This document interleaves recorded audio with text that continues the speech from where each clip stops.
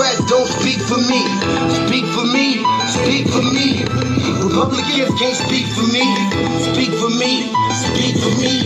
A bitch ass nigga can't speak for me. Speak for me, speak for me. You coon ass niggas can't speak for me. Speak for me, speak for me. Listen here, this is a fact of life. I be rapping like Nat Turner came back to life. Grab Donald Trump by the pussy, he ain't acting right. I never run from a conflict, I be glad to fight. It's a very cold world that we live in. And somebody please tell Elizabeth you're not an Indian. You just trying to con them people to get the benefit. Just another immigrant stealing from the Indians. That's some punk ass shit and that's too lame. Now we finna step over to Andrew Yang. And you a sucker, you can never speak for black folks. Fake ass candidates trying to get the black vote. The Democrats don't speak for me. Speak for me, speak for me. Republicans can't speak for me. Speak for me, speak for me. A bitch ass nigga can't speak for me. Speak for me, speak for me. You coon ass niggas can't speak for me. Speak for me, speak for me. You know your boy be high off sativa. Kamala wasn't popping, so we said bye, Felicia. She ain't had a right policy. We ain't trying to meet her. Y'all can take Biden too. Bye, we don't need her. We don't need Roland Martin or that coon Al Sharpton. Didn't need Cory Booker from the start, man. I don't fuck with police and no snitch. You know I'm coming with the heat when I spit it. The Democrats don't speak for me. Speak for me, speak for me. Republicans can't speak for me. Speak for me, speak for me. A bitch ass nigga can't speak for me. Speak for me, speak for me. You coon ass niggas can't speak for me. Speak for me, speak for me. If you ever go to court and this is your luck, try not to get fucked by Benjamin Crump. I know it's hard. You and all go is hard. But who the fuck is Amy Cloak? Put her picture up on the bullseye and start throwing darts. People cut our organs out our bodies, that's a stolen heart. They can't save us from the flood like Noah's Ark. Black lives always matter, we finna go for ours. So then we savages, we don't need to pot the piss. Mike Bloomberg can suck dick with that stop and frisk, bitch. You ain't speaking for us, we don't know you. Bernie Sanders, they get your funky ass on too. The Democrats don't speak for me. Speak for me, speak for me. Republicans can't speak for me. Speak for me, speak for me. A bitch ass nigga can't speak for me. Speak for me, speak for me. You coon ass niggas can't speak for me. Speak for me, speak for me.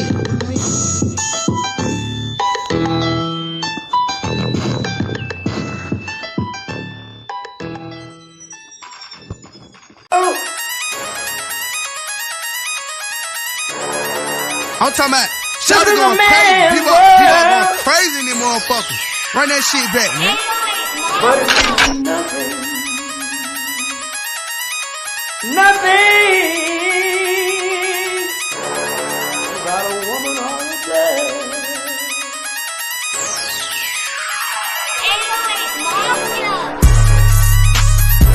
Man made the car.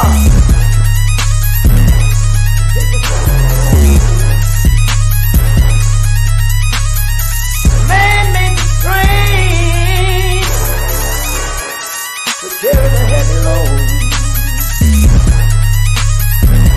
Man made the electrolyte to take us out of the dark. Man made the boat for the water like the 7 omega. Man thinks about a little bit of baby girl and a baby boy. Make them happy because man make them dark. But after man make everything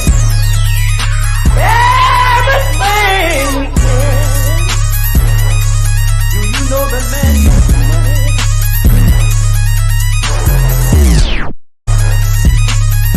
To buy from other men.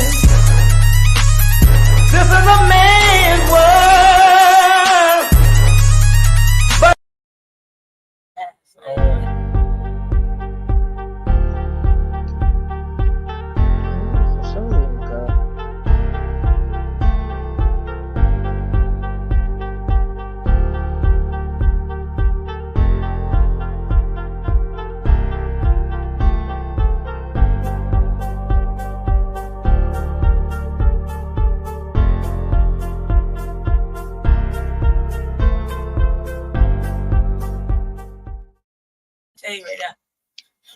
greetings, Black family. Greetings. Thank y'all for coming. Yeah, we see you, Mac. We see you, MD, too. I wish you could stay up later with us. But thank y'all for tuning in to another episode of the Frontline Black News. I'm your host, Chan Coleman. Oh, and right on schedule. So West Coast correspondent. No. Oh, God. Oh, my God. Shabaka, hold on. I'm the host, Chan Coleman. I'm joined with other host, Lady Che. Yeah, temporarily, briefly, just for a minute. Oh, my God. Then we got our West Coast correspondent, Shabaka Stan Corey. Shabaka's Black Experience Enhancer, which I'm the co-executive producer. And we got our sister out here in a mile-high income city, Sister Denise. She's joining us this evening. Greetings. Mm-hmm. Yeah, greetings from Sin City. How y'all doing this evening? We are still baking, Shabaka. Baking? Well, I'm not. Well, we at a pleasant 100 degrees right now. Oh, my God. I think that was the high today. Yeah, and we had a little bit of rain that turned into steam. Hey, Mac 285, what's up with you? Oh, my God. That's one of the many topics we're going to be discussing. So, of course, the first topic is tangibles. Exactly. So continue to mass up the tangible for your vote. All the way up to 2100, Black family, to mass up the tangible. So we got tangibles to tangibles 2100. Yes, sir. You know what I'm saying? In your neck of the woods, Shabaka, or your former neck of the woods, California tries to push the non-cash reparations scheme. And really? Oh, no. Hell no. That's right, Mac. Well, yeah, what was the game that they was running? That sound like California. That's your boy Newsom. Man, fuck no. Man, fuck Gavin Newsom, man. The son of a bitch belongs in jail. I went off on that Newsom shit when it happened. I remember when he said no. They tried to walk it back. Then he said no. And I'm just going to go with that first initial bit. Give that energy. Well, like I said, I don't have no respect for no man who goes out there and fucks his best friend's wife. I don't have no respect for no man like that. Is that the partner? The one he claims is the partner? Oh my God. Probably. You can't talk to nobody that cleans it up for Asians just for a visit and takes away Christmas. He put them all on one block. Remember when we were like, where all the unhoused go? We put them all on one block. Man, those streets were so clean. You could eat off. Yeah. What street is this? San Francisco, the street of San Francisco. Not a head in sight. Man, the streets of San Francisco are full of dog shit and piss and Lord knows whatever. And hypodermic needles. Not that week. Not a turd. Not for that week. Not for that Asian not no conference. rats. Oh, you talking about when they had the Asian summit over there? Yeah. Homeless person. Oh yeah, well you know, man, that there was a cosmetic job, man. You know what I'm saying? They were walking the streets. Yeah, I've been through the streets of San Francisco, man. You know, hypodermic needles, piss, shit, vomit. He wasn't stepping over people that week. No, because he sent the San Francisco Police Department out there, man, throwing asses in jail and telling them to get up out of Dodge. That's what that bastard did. We thought he put them all in jail too, but he actually just put them on one block. Right. Okay. Oh, so that would have been Mayor London Bridge that did that. Well, it was London Bridge and it was whatever, man. The president was there. Whatever. God, fuck Giuliani. Xi Jinping. Yeah, but Rudy Giuliani. Yeah, man, they served his ass, man, and then guess what? They revoked the motherfucker's bail, man. I'm not done. I still got topics. So troubles afoot in the Democratic Party. DNC Civil War. Sambo versus Biden. Then we got Biden referred to Kamala Harris, the all vice president. Stop it. As Sambo, or as vice president dumps Biden. Yeah. Okay, so that just goes to show the motherfucker is senile, man. Yeah. He's senile. And then too, if they stage this bullshit in Pennsylvania, man, the dump is a shoe-in, man. That bastard will win by a landslide, man. Can't teach an old dog new tricks. Man, just the ear Then we got That's close yeah, enough. exactly, Mac. 285. The war is on. I tell you, man, the nationalists gonna come out of nowhere. Our savior. Oh my God. Yeah. Yeah, what do they call it? The Patriot Front. Patriot Front. Man, I can't wait to show all that. And that interview Proud was Boys. hard body. The Oath Keepers. Man, that was a clean motherfucking interview for a fucking Patriot Front with the and black folks are still out here killing each other on bullshit. Okay, I see we lost our guest. Right. Okay, She'll probably be back. She's doing her homework. Okay, more power to her. Then we got Maxine Waters. Mm-hmm. Oh, actually, before that, we got MSNBC host claims that Osambo is behind the attempt to remove Biden. Okay, I don't put nothing past him. Then we got Maxine Waters, your former councilwoman. Mm-hmm. Jesse, if you don't stop. It is his former councilwoman. No, right? She is. Yeah. Because when she was, she used to be my congresswoman when I was living in South Central in the 80s, and she was also my California State Assembly representative before she flipped over to the U.S. Congress. Yeah. Then we got. So she says that Biden cares for black people. I can't tell. Oh, Maxine, she fell for the banana in the tailpipe. Might be senility setting in because her sister is in her mid-80s. You know, she needs to go on and retire. You know, she fought a good fight as best as she could. So she's like 84 now. She's back. Welcome back, sister. Welcome back. Back in here. Welcome back. back. Cooperation with me to smell stuff and weird. Like the same charge it. Okay, your pen will assist. Okay, there you go. And then, so I just want to. I'm just finishing the intro. So, the next topic is Trump wants civil war to go after black people. Fear mongering. That's what Maxine. Okay, so he wants to go after black people. That's what Maxine Waters is saying. Okay, I wouldn't doubt it, man. It's because the problem is what it is people. Hold on.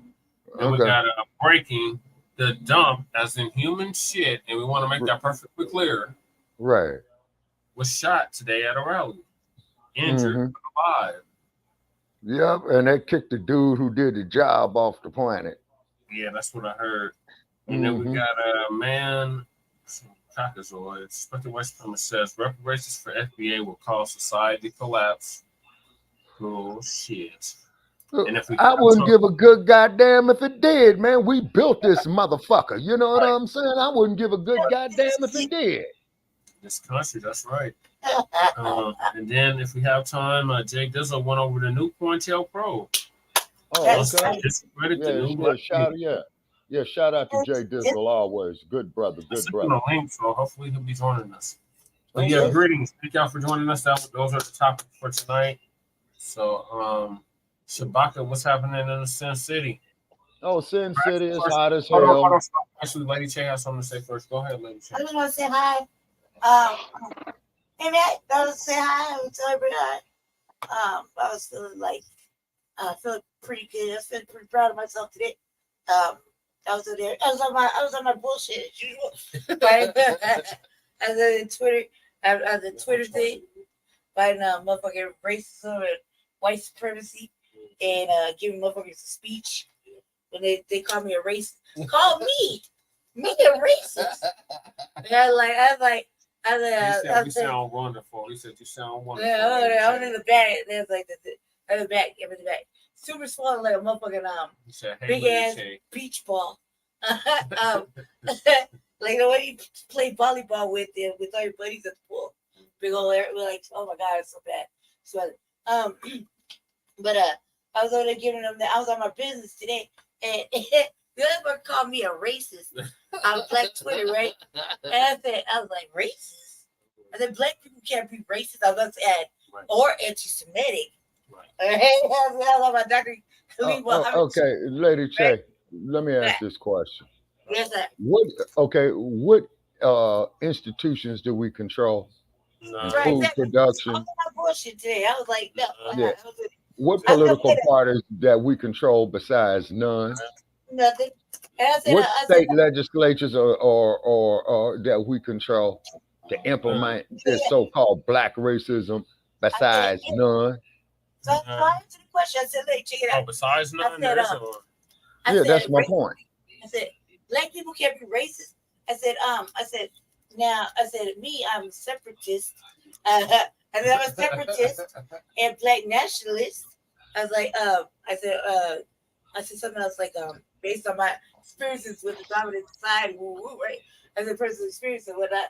I said something else, and he said, he gave me a speech. I was like, okay, whatever. I said, but riddle me this. Yeah, man, riddle me this. What the fuck? I said, you're just mad. I said, what? I said, I think you're responding that I'm not inclusionary at all, right? I said, I'm not inclusionary. That means I'm black, like all the way black, right? Black mindset, right? And he said, I'm not inclusionary. But riddle me this. Since I said we're in 2024 now, what has inclusion and integration really gotten us since its inception? I'll wait, right? Like I left it as a question mark. Like, do you go ahead and tell me that, right? He said something like, if from Black Twitter, keep in mind this Black Twitter, sorry, from Black Twitter telling me this, right? And I said, saying that we use race, that we are racist. I'm racist, especially racist because I said that, right? And Okay, lady check. right, yes, sir. Lady check. Riddle me this. What police departments do you control? Right, nothing. Zero. I was gonna get into Okay. that. What major industries in food, housing, and banking do you control? Shit, I barely control anything in my own goddamn house. As you see. My point is, ma'am, my point is, I'm agreeing with you in a sarcastically manner, is because, see, to be a racist, you would have to have some type of power to implement racism, such as the goddamn police department, okay? Number one. Such as that fucking bore Elon Musk. Right. You see what I'm saying? His rocket blew up. What I was gonna say was I was gonna tell you that I was telling him, I said, according to the code, I said, I was like, in all nine, I said I'm a victim of racism, white supremacy on top. And we go in all day. I said I got all day to talk about the all 9 areas of human activity where we don't have any power or anything like that. You know, basically a long-term short-term. He just kept saying, I was like, based off of what? First I said, don't let the shade deflect the message. He said, I said, don't let my shade deflect the message of what we're talking about, right? We're strictly talking about I'm on black things, right? So whatever I said, because he just came out of nowhere with it.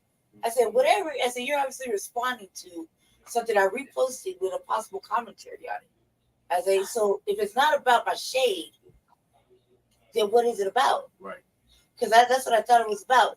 You know what I mean? Because he's like, I didn't even see it. I said, look to the avatar to your left. Why the fuck you bothering me? Because I was like, and why you bother me? Because obviously I'm gonna be on my shit. Like, I'm not gonna be inclusionary, because what is inclusion really got us? Right? Like, what is this DEI shit? Like, look, we want to be a part of this shit. Elon Musk is the devil in the flesh. Yeah, Mac 285, that's a fact. And I refuse to call that goddamn bored Dutch son of a bitch an African. Real black He's South a African. Fucking bore. He's don't appreciate that. Right. He is not like them at all. And they know it. So if they want to, well, I see there's our guest. Why should we? Right? And I mean, my Lady best check. What? Like Malcolm X said, that you Uncle Tom Negroes are still sitting at a lunch counter begging a white man for a cup of coffee. Exactly. And then the thing that I really respected about Dr. King before his assassination is that he did come out and admit his mistake, that he led our people into a burning house with integration. Now you got black men up here shoving ketchup up their asses, talking about they having a menstrual cycle. That is an insult to the sanctity of womanhood. The fact that anybody could call See, but the fact that another black person or practice a black person is clearly practicing black first fucking everything racist. It's kind of funny to me, especially when they get upset when you say I'm not going to accept this inclusionary path because it hasn't gotten us. Inclusion is an illusion, Lady J. It's bullshit. Some society don't recognize me. And then as Mac 285 says right here, America doesn't believe in gender any longer. Oh, that's sad. Oh, that's sad. Gender?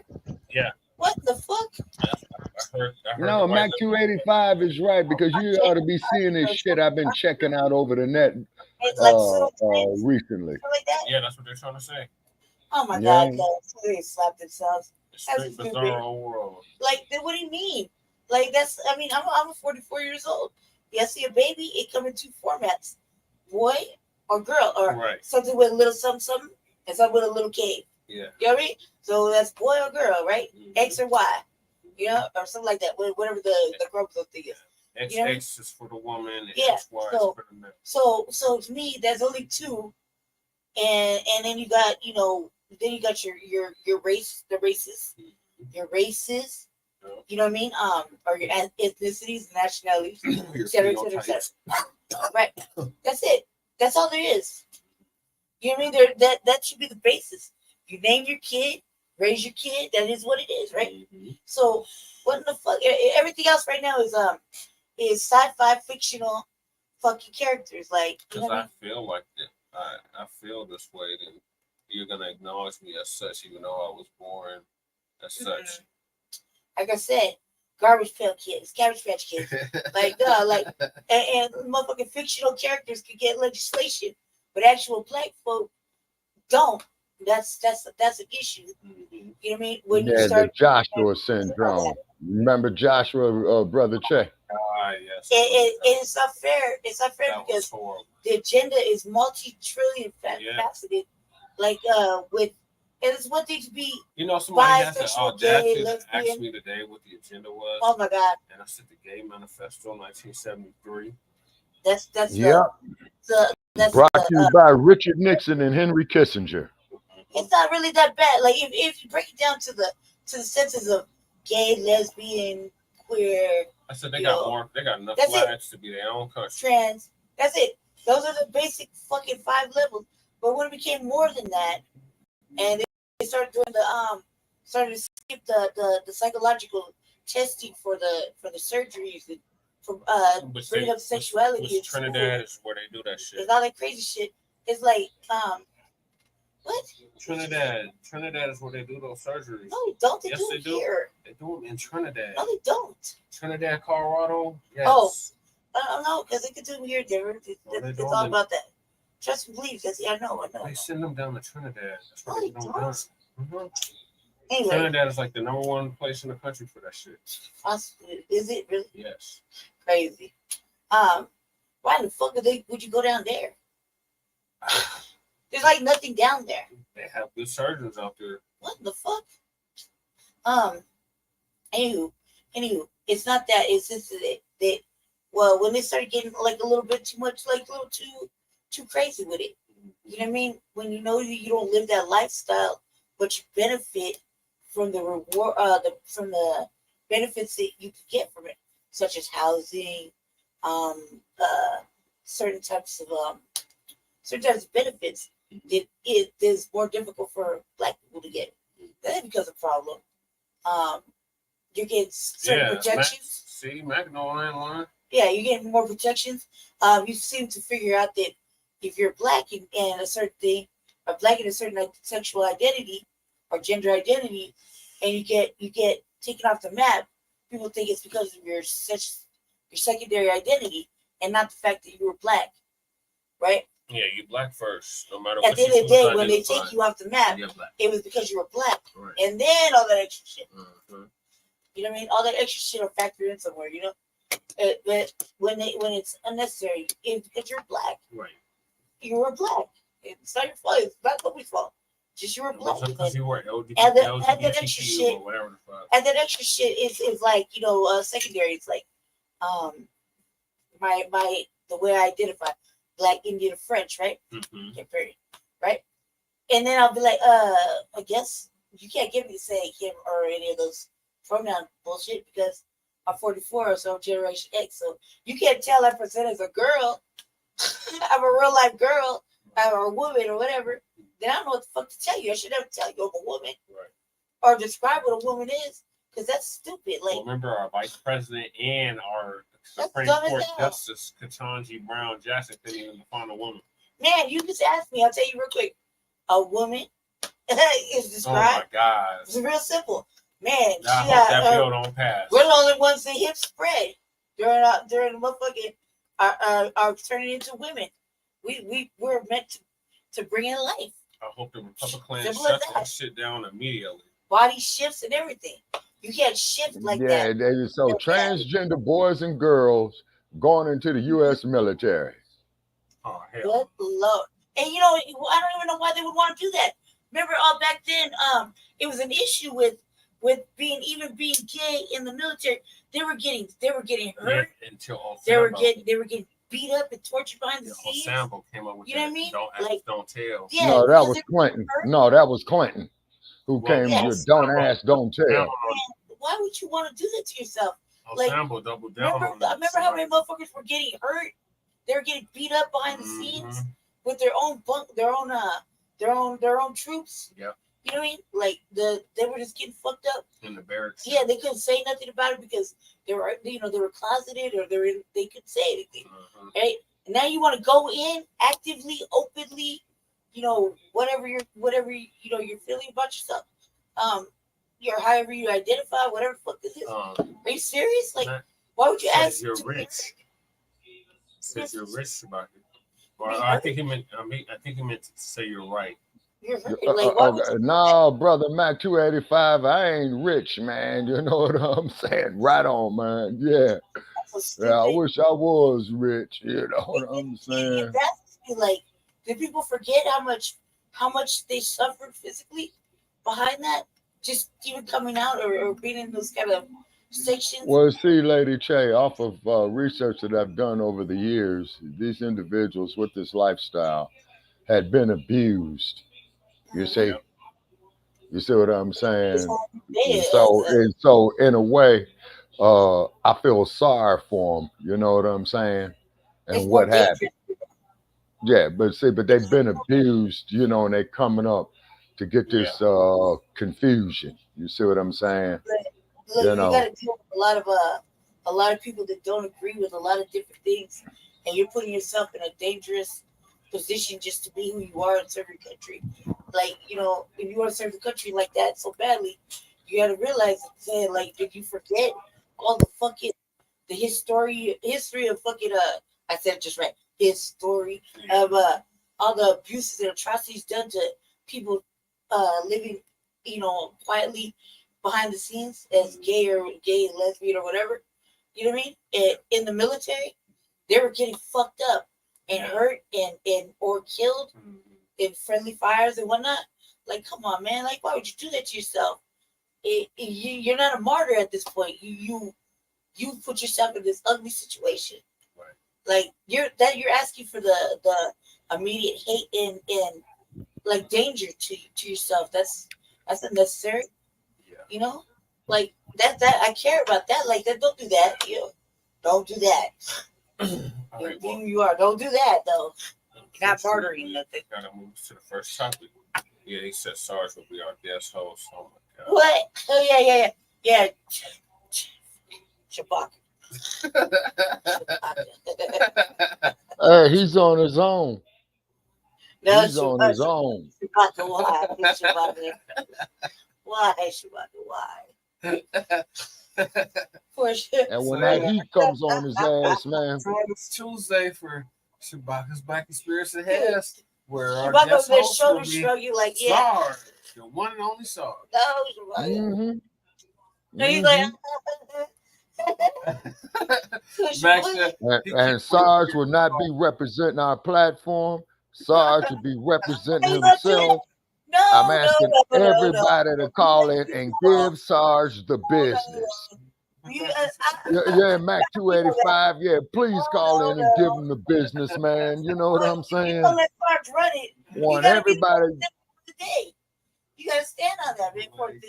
You're setting them up for failure. No, Give and Corporation yeah, and then what we'll do is that we're gonna give Sarge 15 minutes uninterrupted to listen to his bullshit. We don't do that to nobody else. Oh my gosh.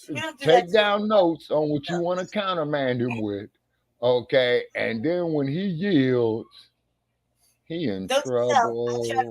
Fair and equal treatment, and let him stand on representation for the day. Oh my God. And then on these other platforms, man, you ought to hear the shit of how they crumb bum on us. Well, you know what I'm saying? Hey, man, just as long as they spelling the damn name right, call in. Let's argue. Some fool, man, is going to sit up here and argue with me on Facebook today talking about Nichelle Nichols. And I told them about Nichelle's past. And I said, hey, why don't you call into Shabaka's Black Experience Enhanced and let's argue. I don't know. And I said, I figured as such. I knew that you wouldn't. But you proved my point because you cannot deal with this heat. You see what I'm saying? He probably doesn't even know we're like friends. And like he probably thinks you're not friends. Like poor thing, look at you setting him up for failure. I just for the record, I don't. And he could bring Joe Gibson. He could bring his whole fucking sir. Now I'm gonna tell you something. I've spoken with Ryan Reck. Now hold on, brother Tay. I've spoken with Ryan Reck, and one thing I'll say about me and Ryan Reck, out of all honesty, we disagree agreeably. Whatever that means. All right, y'all. I gotta move us to the first topic. Okay. It's the tangibles. All right. So, the year and the decade of tangibles. Continue to master tangible for your vote from any politician that's seeking your vote, including myself. So, with that being said, everything remains the same. The only thing that has changed is the year. So, back in 2020 or 2019 to be exact, our good brother Tariq Nasheed came up with the hashtag Tangibles 2020. And in it, he was detailing everything that we were going to demand from the two-party system, the duopoly, if you will. And so instead of 2020, it's 2024, but everything else remains the same. So I'm going to read this like I usually do. The 2024 presidential elections are coming up, and foundational Black Americans are going to reject the 50-year-old plus malign neglect policy that has been implemented by the political system. This malign neglect policy mandates that Black Americans should be ignored and only mentioned in vague and non-specific terms. Lumping foundational Black Americans in a group of minorities, immigrants, people of color, BIPOC, marginalized, downtrodden, underprivileged, underserved, etc., has only hindered the progress of Black Americans as a group while providing tangible benefits for other groups. In this election cycle, meaning the one we're in right now, 2024 election cycle, Black Americans are going to insist that our needs are simply met by politicians who are seeking our vote. Foundational Black Americans want tangible benefits, specifically for us. We do not want trickle-down, secondary benefits that are provided for every group. Every group has not been systematically marginalized and disenfranchised in every area of society as foundational Black Americans. So we refuse to be lumped in with groups who often assist in the exploitation and disenfranchisement of Black Americans. So politicians must offer tangibles, specifically the foundational Black Americans, or we simply will not vote for them. Be sure to spread this message far and wide on social media using the hashtag Tangibles2020. And since it's 2024, it's Tangibles 2024. All the way up to 2100. Continue to master the tangible for your vote, Black family. We told you 5 years ago this is going to be a marathon, not a sprint, and we are holding true to that. So, thoughts.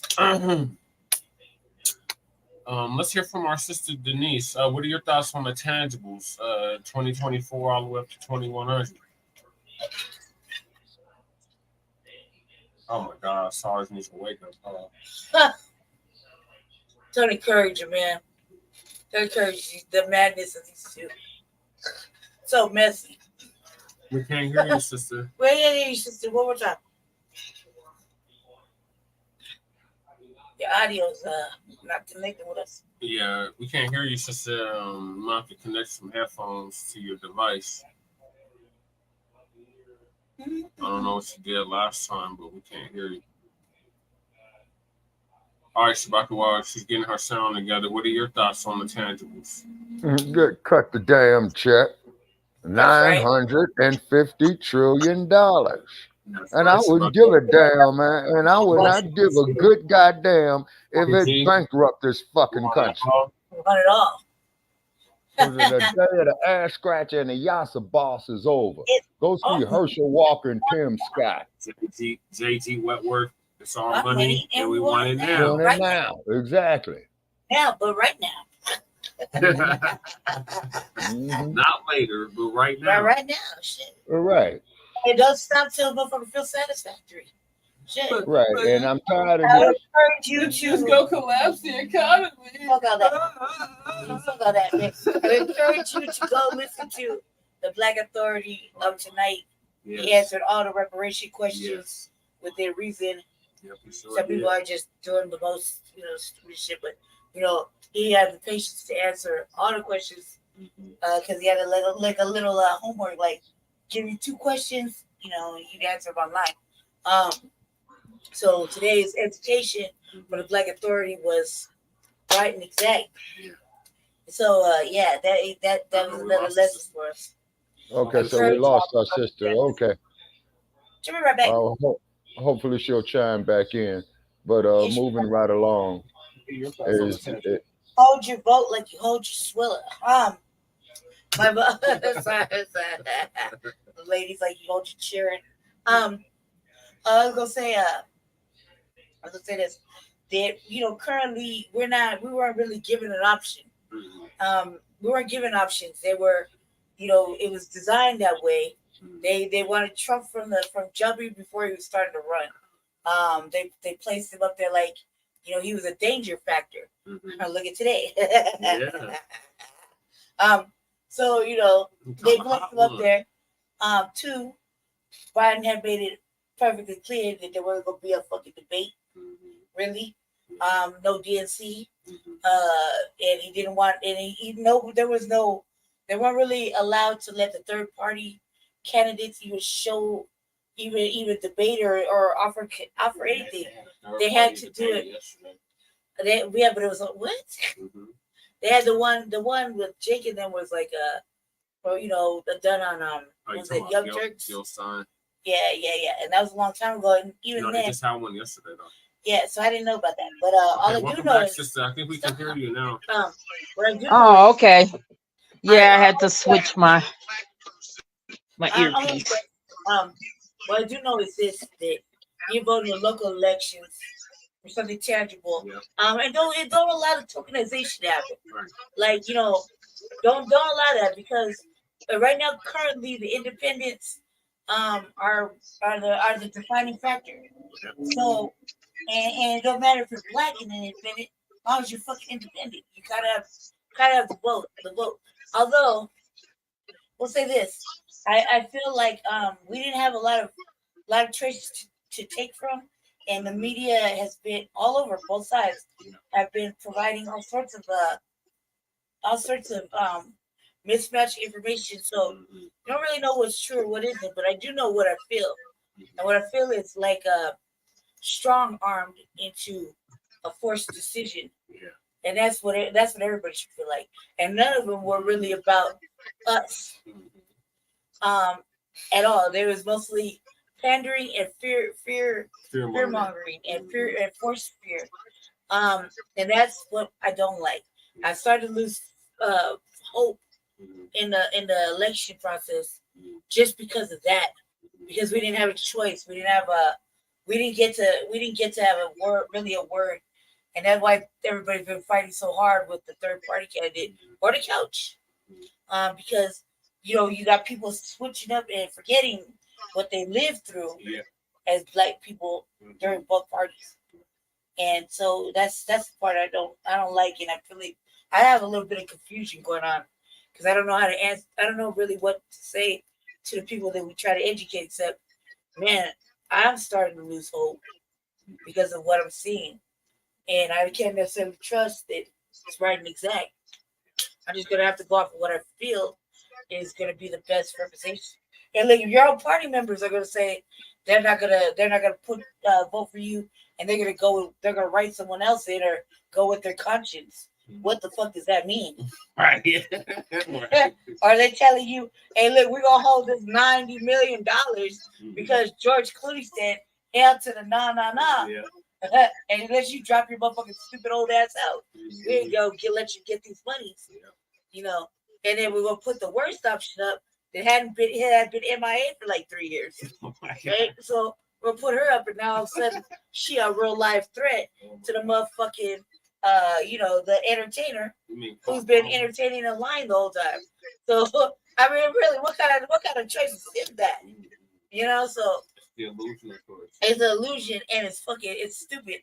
It's stupid. Like fuck all that. Like no, I mean, it's neither options are good for us. And the third party options, they don't really let them have all the way ballot access on everywhere. So, and there's a lot of shit talking going on there. So I don't think it's a good thing. What in the fuck is that? Oh, it's brother Alex. Shit. Sister Isabel, what are your thoughts on the tangible? The phone ring. Like I said, first of all, part of the two-party system is actually a one-party system. They just give you what we call, when I did sales, the alternate of choice, which is no choice. Democratic candidates and Republican candidates are basically the same. They're not going to allow a third party in because they want to keep you going with the either or. The other, and then, like I said, sister, you got some background noise. I don't know if you're watching the clip or something. Oh, yeah, it's noise in my I'm still listening to you. Probably hear your brother in the background, Jason Blacc. Yeah. I was all in the chat. He's still doing his answering questions about reparations. Yeah, he's still live. He's been like 4.5 hours. Yeah, he's been on since a little after 6. So yeah, he's still going. That's probably the background noise you're hearing on my other phone. But like I said, it's gonna be difficult to get a third party in because they have to get on the ballot in every state. And I don't know what a lot of those deadlines are. And Mr. Clooney and his tirade about Joe needs to step down. It's logistically impossible at this point, seeing that it's July, for him to get off the ballot, because what will happen in some states where deadlines have passed, even if he steps down, he's still on the ballot, and if you vote for him, they're going to trash that ballot. It's not going to count because he stepped down. And they don't have a possible replacement, viable replacement for him at this juncture. Now, that person that claims she's black when it's convenience ain't gonna work, because the only thing that she's going to do if he steps down and she steps up, she's going to energize the conservative base to go out there and vote. So she is more of a, if she steps up there, and I'm sorry, she's not qualified for. She's not. She's not qualified for anything. Yeah, we already knocked her off the paint in 2019. She ain't bringing black people to the yard. Let's get that. Everybody need to have an understanding about that. Remember when she called herself running for president in 2019 and we knocked her off the paint? Right. I mean, she's not, you know what I mean? I'm with you on the same. I'm on the same level about this because if we all watching TBA, we all on the same age. Yeah. I'm like, no, like this is all bad. But the fact that George Clooney of all people, can go ahead and try to knock him out the paint is like, that's fucking crazy. Like, come on now. Like, I mean, look.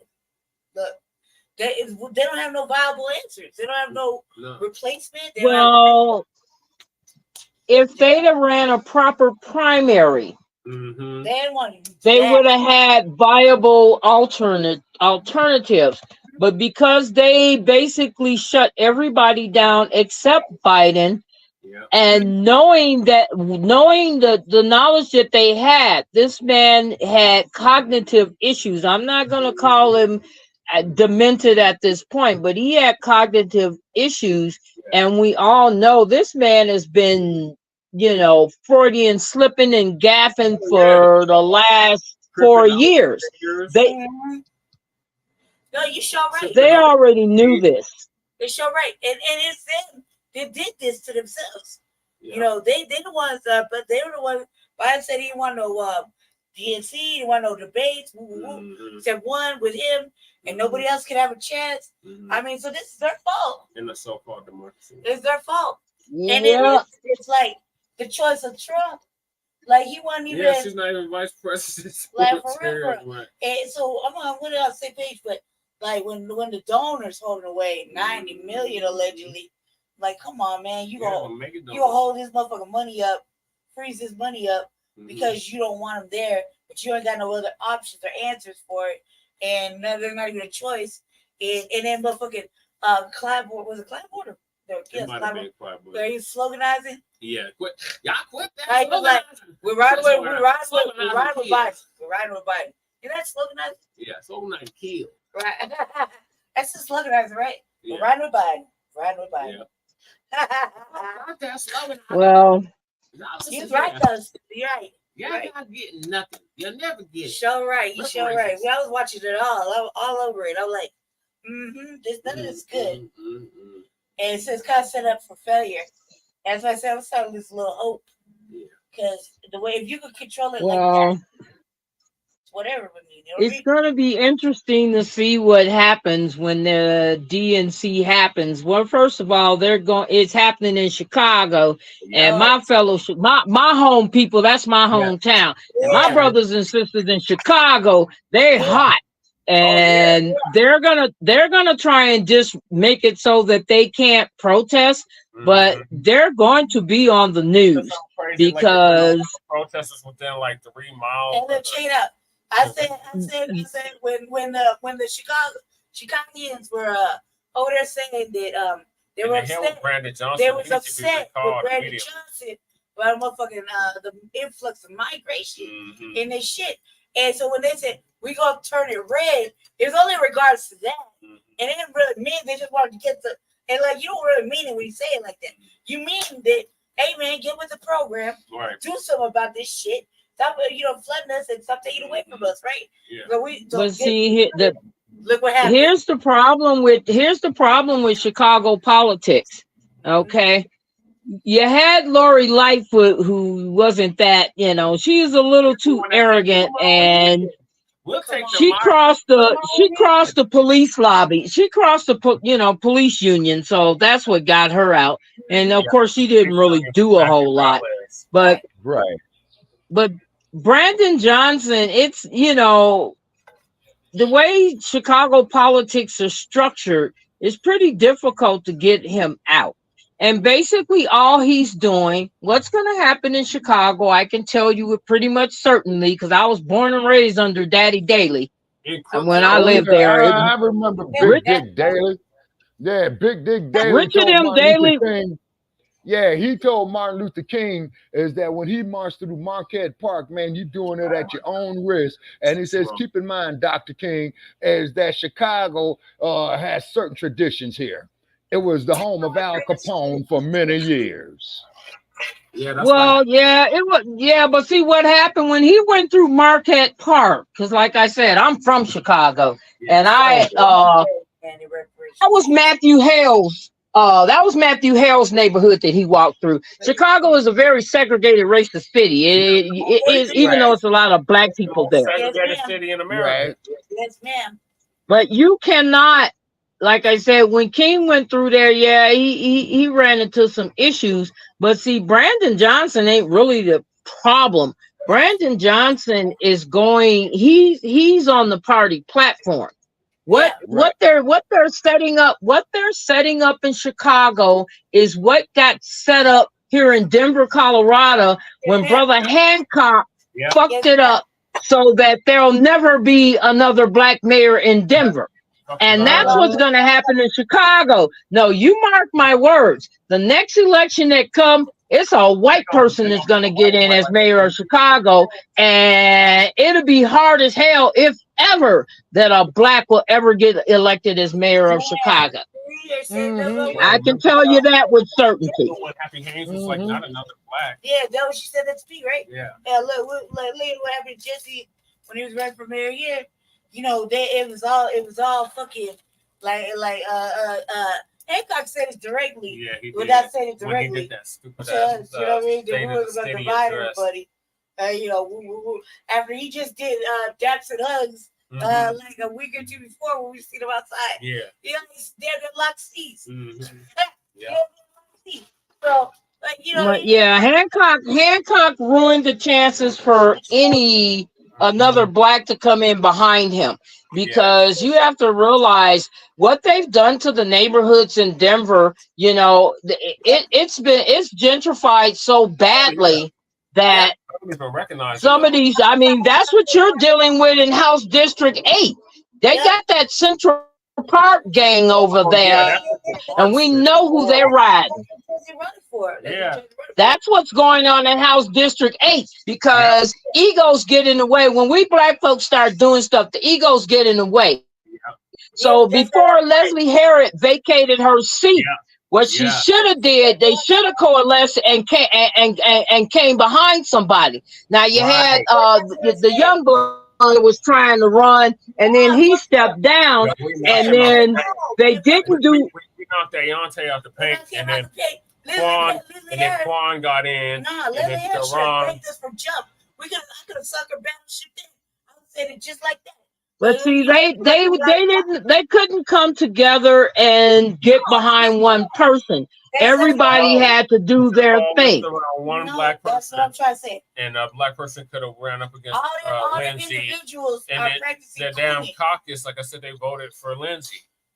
Man, that's what I'm trying to say. But if they had went the other route, where instead of trying to caucus it, if they could have did it, you know, getting the signatures, they might have had a better chance and went around the caucus. The Latino dude, Victor, he tried to go that route, but then he effed up because he should have stayed going that route. Instead, he went the caucus route. He thought he was going to be able to do both, and didn't work out. Whatever happened with all that, like even with Jesse coming in after all of that ending, right? Like with them, look, just because the cultural center. And he act like he the kingmaker of it all. Yeah. Look, and that's what happened. When you put that before look, Tay does it's all for the cameras. That's all for show. That is all show, because you know I got inside baseball, so that's all show. We're talking about right here with Jesse coming in on the backside of it. Jesse's a prime representative of what District 8 looked like. Right. See, you live here, Central Park. That we already know. I live right on the other side of it in Aurora. Literally, I'm right across the street from it. Yep. Right, so on the other side of it. So you know, we've seen it come from Stapleton. Yeah. I've seen it when it was just field to this all built up shit. Yeah. To where now we're all pushed out, gentrified. Yeah. Right, super gentrified over here. Can't afford to live here. And unhoused, and then they put. Old girl Chantel Lewis. Yeah. She like I told her, I said, look, man, you have to be the fall guy for this. When you got everything up in this district for the unhoused. Look, when Jesse was running for mayor, nobody wanted to listen to anything we were saying until the whites spoke on it. Yeah. And we said everything that's happened from jump. No one want to hear it. Yeah. Even now, but nobody wants to acknowledge Jesse when not knowing that That's prime motherfucking example of our community. Right. Prime example of what District 8, fucking our community in 5 Points. We're the community, right? The people that do And the I work want to of the represent the community. East Side, Park Hill, The people that take care of the poor, Central the Park. unhoused, Mm-hmm. they put the most vulnerable first. That's the community, not showboating, not clout chasing, not up in the cameras when it, all of a sudden you your own business owner. You know what I mean? When you can't hold a job there. Come on now, you owe 64 racks, 64,000 racks, man. But this is the people you choose to. Come on now, like it's all hypocrisy. Yeah, we have to pay Black Lives Matter 5280 all that money. It's horrible. It's horrible. And the fact that nobody wants to stand behind the person they used to call. Mm-hmm. They used to call for whenever they need. Yep. Jay, Jesse, come help us move. Mm-hmm. Jesse, come help us drop off food to the poor. Mm-hmm. Jesse, come help us stir the winter. Mm-hmm. Jesse, come help us feed the unhoused right here. Yeah, the unhoused neighbors, my turn. Right. Mm-hmm. All of a sudden, Jesse too black for politics. Yeah. Or Jay over there instigating and getting kicked out. We got blocked. Yeah. For whatever, for saying the truth. Mm-hmm. You feel me? So Elijah McClain. Mm-hmm. Mm-hmm. Right. So but you have to realize the politics here in the Denver metro, Colorado period. I moved here 43 years ago from Chicago. Yeah. I moved here in 1981. Before I moved here, I looked at the demographics to see how many black people were here. At that particular juncture, I think it was about anywhere between 3% and 4%. So you know that you're kind of going to have a hard time because it's not a lot. They're not a lot here. Yeah. When you get people that you get the fractioning, I saw this with my own eyes. When I first moved here, just to let you know, these people here are not friendly. I'm going to tell you that right out the gate, because I was working at the phone company at the time. Okay. And when it was Mountain Bell, back before everything went into turmoil. And I literally worked in an office with black people that wouldn't even fucking speak to me. Okay? Yep. I'm serious. They wouldn't even engage me. Let me tell you when they started to slink around and speak to me. When the white folks came around, because see, the white folks are nosy. They have to know everything, because in order to control, they have to know. And so they looked at me. See, you look in my eyes and you're gonna see something. I can tell you right out the gate, you're gonna see some determination and purpose. And like the Kendrick Lamar song, I ain't like them. Not like us. Yeah. So they looked at me when the white folks looked at me and they said, "Oh, she's not a Colorado ninja. She's something else. We need to find out what's going on with her." So they came up on me. "Hey, how you doing?" You know, the typical white folks stuff. "Hey, how you doing? You know, are you married? You got any kids? You know, blah, blah, blah," trying to find out.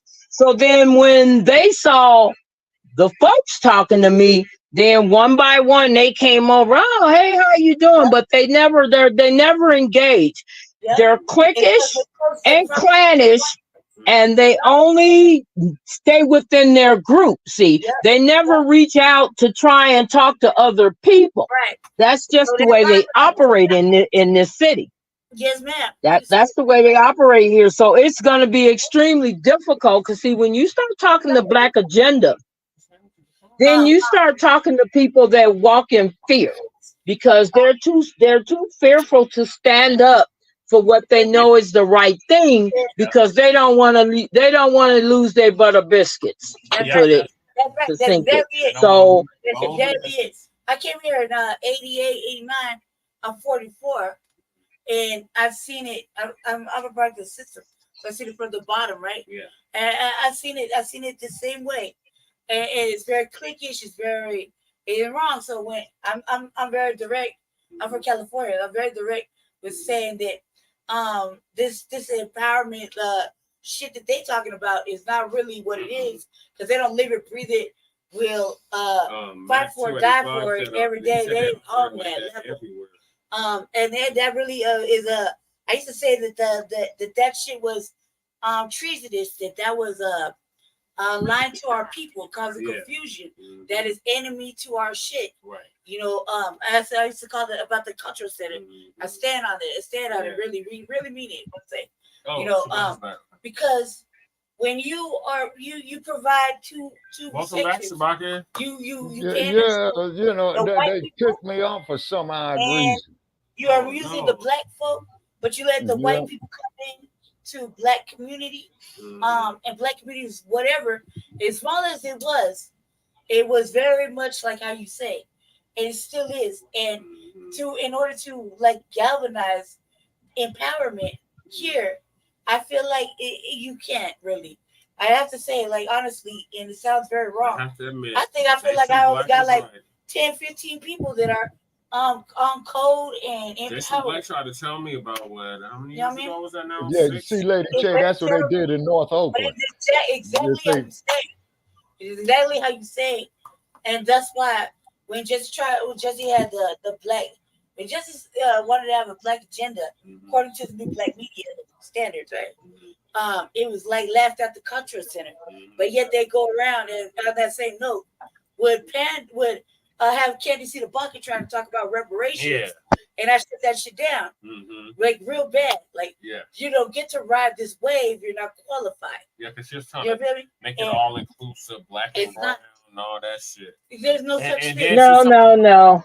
No cash. Please don't say that. How y'all gonna talk about reparations with no cash? Please don't say black and brown, please. That is the biggest foul. Hey, if you want to read me some Grimm's fairy tales and say once upon a time, start talking that black and brown shit. That shit does not exist. Yeah. We don't believe in that. It don't exist. Terms. And there's no such thing as black in anything. It's black right now. It's black first. Right. And everybody needs to sit it down because what has inclusion got us? Nothing. Detrimental. Nothing. And we've taken up everybody else's causes. But when it comes time for this cause, you know, nobody want to be around. No, remember, You know what I mean? laughed at. 5 years ago, this was a joke. This is a joke to them. And then they want to talk about it now. They want to ride this wave. That new black media is really I ain't gonna pushed get forward. You're just wasting your time. Right. That's what I said. That's why we got banned, really.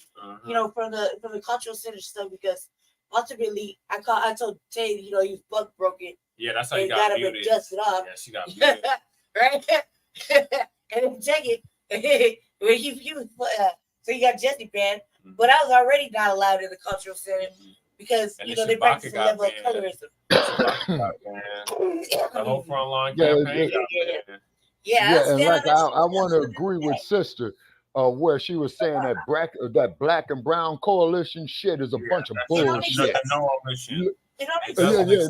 Look at Los Angeles. Okay, sister, exactly. I was born in Chicago, but I grew up in Los Angeles. You see what I'm saying? Okay, and they're the ones out there killing us in the black communities because, see, we don't have a stronghold in Los Angeles like we got in Chicago, like we got in New York, like we got down there in the South. You see what I'm saying? And then when you hear these goddamn rappers of killing nigga, shooting nigga, blah, blah, blah, man, fuck all that.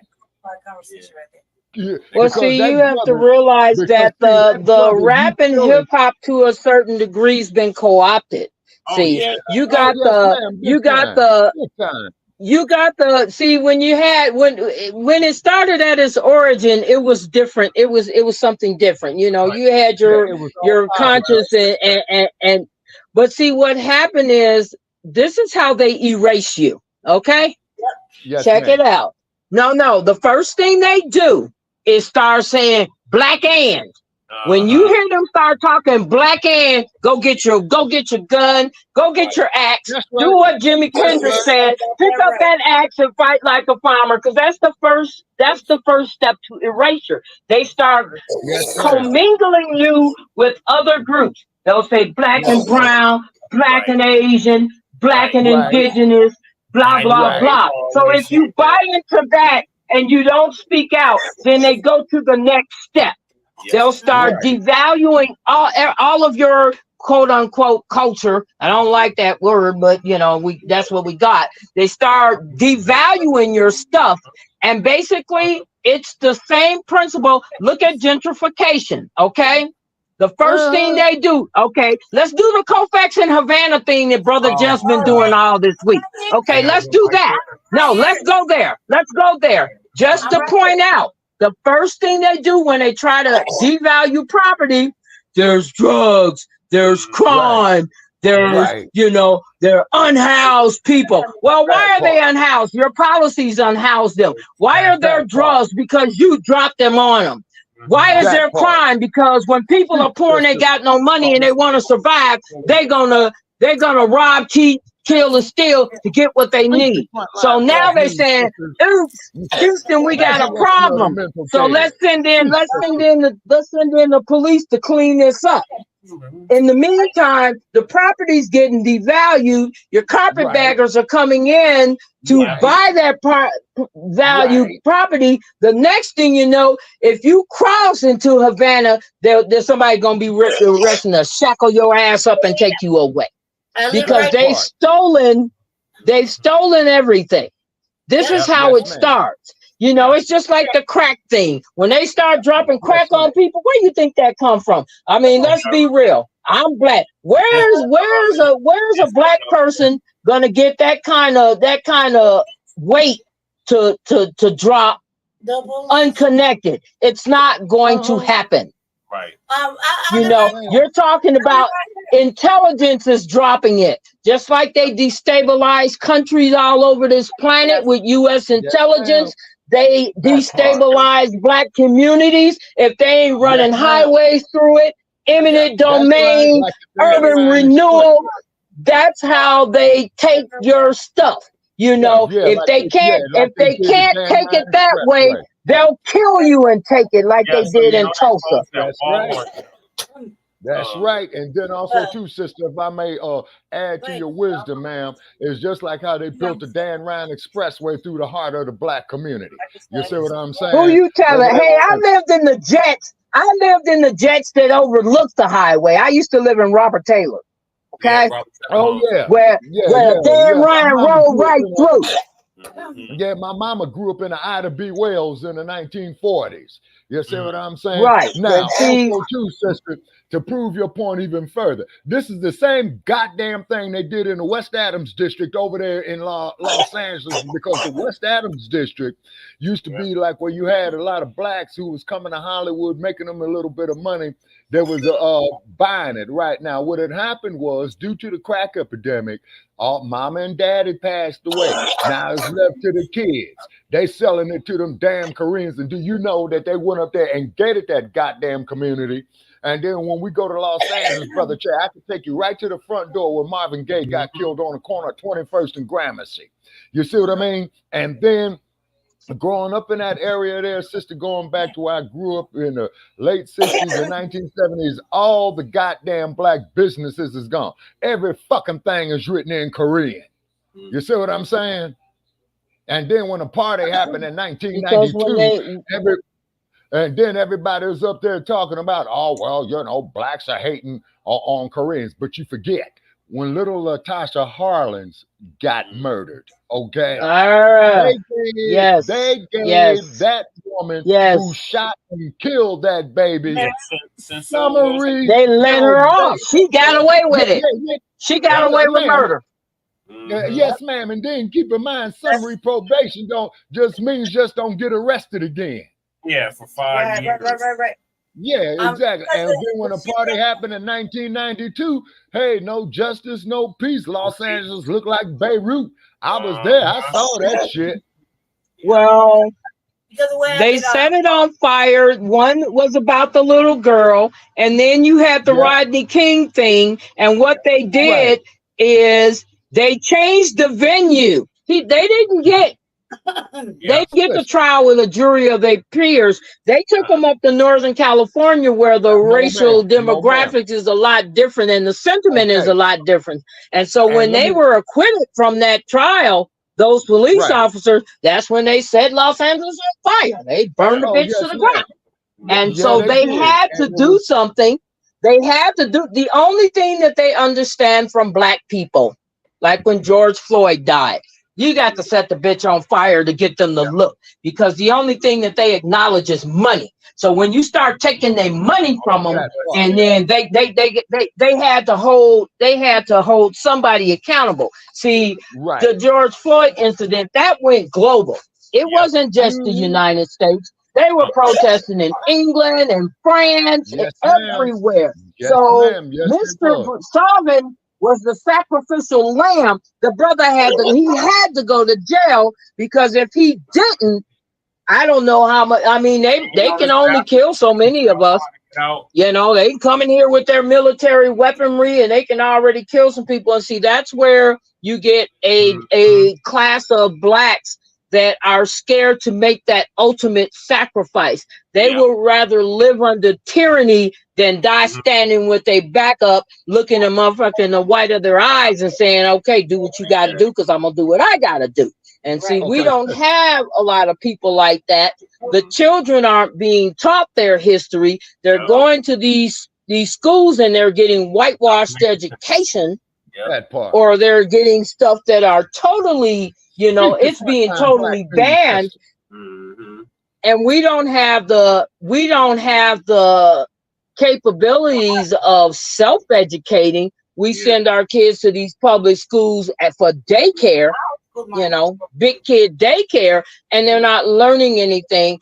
And I don't know, well, you're not here, but they were petition gatherers, paid petition gatherers at that Black Arts Festival or outside of it that were trying to do ranked choice voting, school choice, something that was irrelevant about vet techs. They had 3 different initiatives that these people are paid. There's an organization that pay these people to get these signed petitions so they can get shit on the ballot.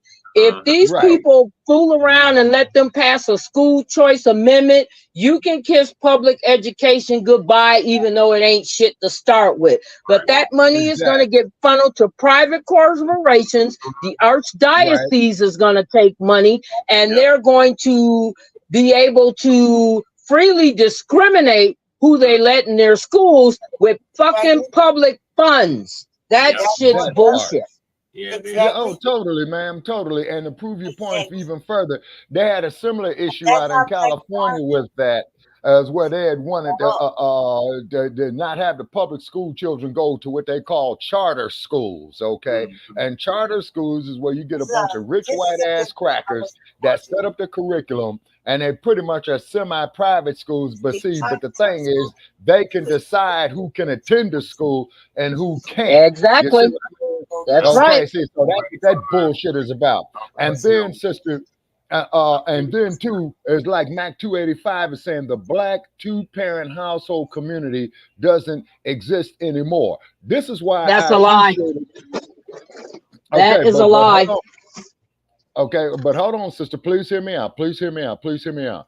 This is why I appreciated the movie actor John Amos when he told Norman Lear in the 1970s that you can go fuck yourself with this good time shit, because the only thing he's showing is JJ up here being a goddamn fool, although he was a talented, although he was a talented artist, right? Okay, but then they don't want to emphasize to our children the importance of STEM, science, technology, engineering, and mathematics. You say it's because we gave the goddamn world that shit. Okay, look at the movie Hidden Colors where Taraji I P. got all 5 of them.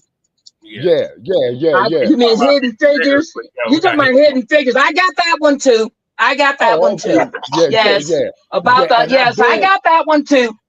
Yes, that was required viewing for one of my English classes when that sister, who was a math savant, threw down with a piece of chalk on a blackboard some mathematics that college men couldn't understand. Yes, I saw that movie. Yes, I sure did. Taraji P. Henson that played that part, and she's a damn good actress. You know, they got that idea though from Hidden Colors. Oh, yes, sir. And then also too, sister, I don't know what your name is there, the sister from Chicago. Denise? Yeah. You'll see Isabel, but my name is Denise. Isabel is just what I use on Facebook. Yes, ma'am. Okay, so please join us for Shabaka's Black Experience Enhanced on Tuesday, because we're going to have that damn Sarge up there guest hosting, and we're going to run Sarge through the fucking ringer. You see what I'm saying? So who is this person? I've never heard of him. sister. So you'll have to enlighten me. Okay, you're gonna love this. Is he grew up in your neck of the woods? He's out of Georgia, and he's an average, and he's a avid Donald Duck Trump supporter. Okay, this motherfucker is gonna come up there and tell me. Now get this here, sister. He's gonna sit there and tell me that the raping, slave trading pedophiles who violated his bloodline, that without that he would not exist. The man is delusional. He was a pig in Lord. County too. Yeah, he was Illinois State Police officer too, sister. You both are talking right now. Oh, really? Argue. Yes, ma'am. You love arguing. Well, you know, I came from Illinois. Like I said, I was born and raised in Chicago. I didn't do too much venturing outside of Chicago until I moved here to Denver. Okay, my son was probably a year old. And we drove back to Chicago. Now, I never wanted to drive a car, so I didn't really have a license when we took that trip. I had a learner's permit. My ex-husband, he had the license. I was driving. I'm not familiar with the interstate, so instead of me making the transition to get further up north, we came up through southern Illinois. Now, if you know anything about Illinois, you do not want to come through southern Illinois.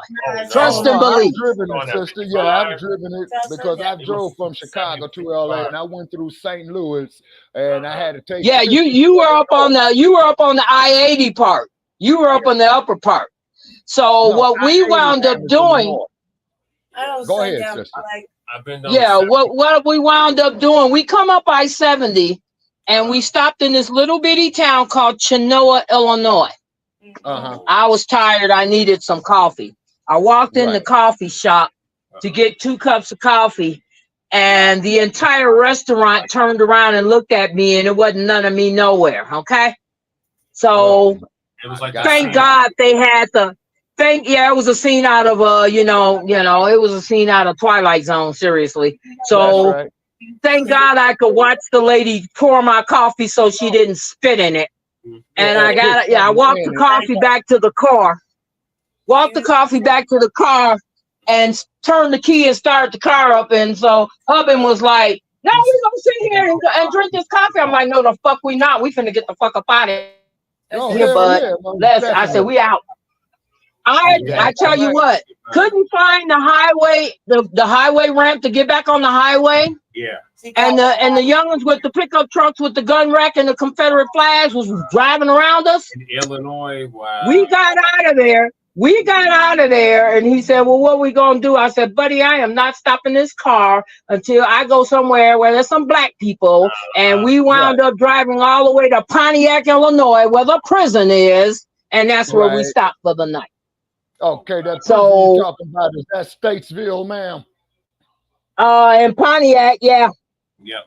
Okay. Pontiac, Illinois. There's a prison in Pontiac. No, it might be Joliet. There's a prison in Pontiac, and there's also a prison in Joliet. Yeah. Okay, you got Joliet is a little further up north. Yeah. Because I've driven. Through there's a couple of prisons in Chicago, and outside of the Chicago area, y'all don't know how long you lived there, but they had Manteno, which was a prison for the criminally insane. Oh shit, that sounds like a place in California. Yeah, they got a place in California. No, I'm serious. And to further expound on that, I work for the University of Chicago Hospital System. They done changed the name of it now. It was called Billing Hospital. I worked in the medical records department, and I'm nosy. They were doing medical experiments on those people at Manteno. I read their chart. Yeah, I believe it. I read their chart. I believe it. I read their chart. And that's the same goddamn thing they do, sister, out there in Westwood at UCLA. They do this. Carl statement. Yeah, if you ever read the book called Medical Apartheid. Yes, I read that book by Harriet Tuskegee ain't got nothing on what they've done to us. Okay. Oh my God. Tuskegee ain't got nothing on us. They've done forced sterilizations. They've sterilized babies when they were born so they wouldn't be able to produce children. Yep. Damn. People don't. They don't want to look. They don't want to look at that ugly, but it's that ugly. Yeah. That they were actually, you know, they were. See, and they were sterilizing women up until the 80s. I think the last place they did forced sterilizations was in Oregon. Yep. Oregon. Oh my God. They out of Oregon. And that was in the 80s. Yes, stay the when hell they out and of you know. Yeah, I'll call it already gone, but that's, you know, that y'all can have that. I'm not. I did sales in the that Pacific Northwest. It was tough. Oh my God. Sales, because if they saw my little black face, they wouldn't buy nothing from me. Yeah, exactly. But I did Northern Idaho, Western Montana. You know, where the folks, you know, where the folks. Yeah, they were. That was my sales territory, but I did sales by phone. And I remember talking to a lady from Montana, and I said, "There's not that many people up there," and she's like, "No, it's not, and that's the way we like it." And I had to chuckle because if she knew she was talking to a sister, she'd have died. Okay, now that's how, you know, entrenched they are in their ideology of, you know. Oh yes, ma'am, absolutely. I've traveled Oregon, through Montana. They wouldn't let black people live there till like 1909. They wouldn't let black people live there, black people own anything, nothing until like 1909. That is a fact. Yeah, yes, sir, Brother Paris. As you know, me, Jay Dizzle, and Sister Ashe, we did a show on that where we was talking about racism in the West Coast. I covered California, Sister Ashe covered Oregon, and Jay Dizzle covered Washington State. The only thing that the state of Oregon wanted a nigga to come up there to do was to work and leave, period. Now, California, the way how they are with their racism is this. Oh, and that's the perfect segue to the next topic, because we're about to talk about California and the reparations. Okay. All righty. Yeah. Okay. Oh, the Newsom joke? Yep. The Newsom joke? Yep. Yeah. Newsom. The Newsom joke. That's a joke. He had no intention. See, he got fooled, because when he started it, he had no intentions on doing that. He was just trying to soothe. He was just trying to soothe ruffled feathers. He had no intentions on going through with that, and he still don't. And like I said, they keep throwing his name up as a possible replacement. I wouldn't vote for none of them. No Gavin Newsom, no Kamala Harris, no Michelle Obama. I ain't even go. Listen, Michelle Obama lived in the housing development where I used to live. They call it O Block now. Yeah, she came out of there. I was gone by then. But she came up out of there. But I wouldn't vote for her either. Right. Because she went along, you know, I will admit, I got suckered twice, because I was, I was hoping that, things were going to work out right. Yeah. Yep. I mean, hope and change you can believe in. I worked on this campaign twice. Yeah, and then too, Brother Che, I was in Denver when he gave his speech, and they blocked all the traffic down there on Colfax, which is the main thoroughfare going through Denver. The whole city down. Colfax don't even look like downtown completely locked down. And then he comes up there with change that we could believe in. Now get this here. This motherfucker was the president of the United States, and then all these unquestionable police killings had came about on his watch. And you mean to tell me that son of a bitch could not sign an executive order like, hey, check this out, feds.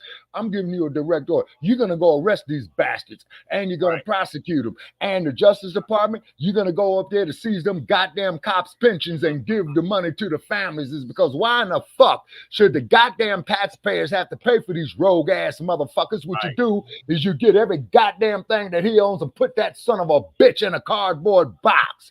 And but you do realize, had he done that, they would have outed his ass. You know what I mean? Let me tell you one thing.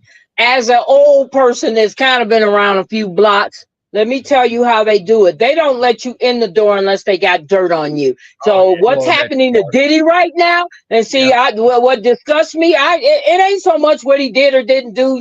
That's yet to be proven. Yeah. People knew what that son of a bitch was doing for fucking decades. Just like they knew what R. Kelly was doing for fucking decades. And at their leisure, they decided they would, pull his pants down. They knew what he was and who he was all the time. I have no respect for people that are acting like they're so fucking outraged about R. Kelly and Diddy when they knew what he was all along. When they gave him that honorary degree, they knew exactly who they were giving it to. And now all of a sudden they're trying to act like they're so outraged. Yeah. Okay, but keep in mind, Bullshit. sister. Okay, now I agree with you on that there, sister. Now, up out of Los Angeles, okay, is that they have these like Epstein's, Hugh Hefner, Larry Flint, sack of shit, Harvey Weinstein, you know what I'm saying? That was violating all them sisters and excuse the expression, ma'am, turning them into bed wenches and ghetto gaggers is because what they tell in Hollywood, oh, well, you can get this movie part right here.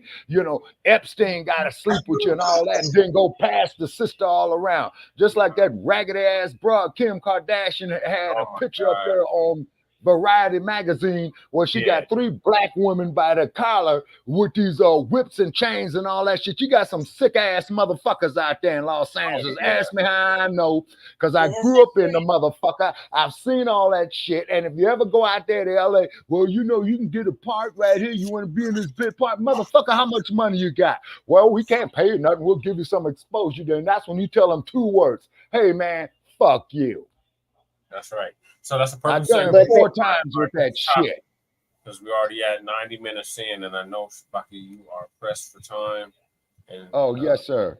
Be respectful of our sister Denise's time as well. So, absolutely. The next topic. So, first of all, continue to man something tangible for your vote. Like I said, this is going to be a marathon, not a sprint. And we're in it for the long haul. This is going to be a generational long fight. We've been calling for it for the past 5 years. 5-6 years at least. Doing in these streets. Yeah, we don't get our one way or another. So Junkie, it's not no sleep weekend yet. What the hell y'all doing? Right. So then we got California tries to push non-cash reparation scheme. So California tries to do what? Push non-cash reparation scheme.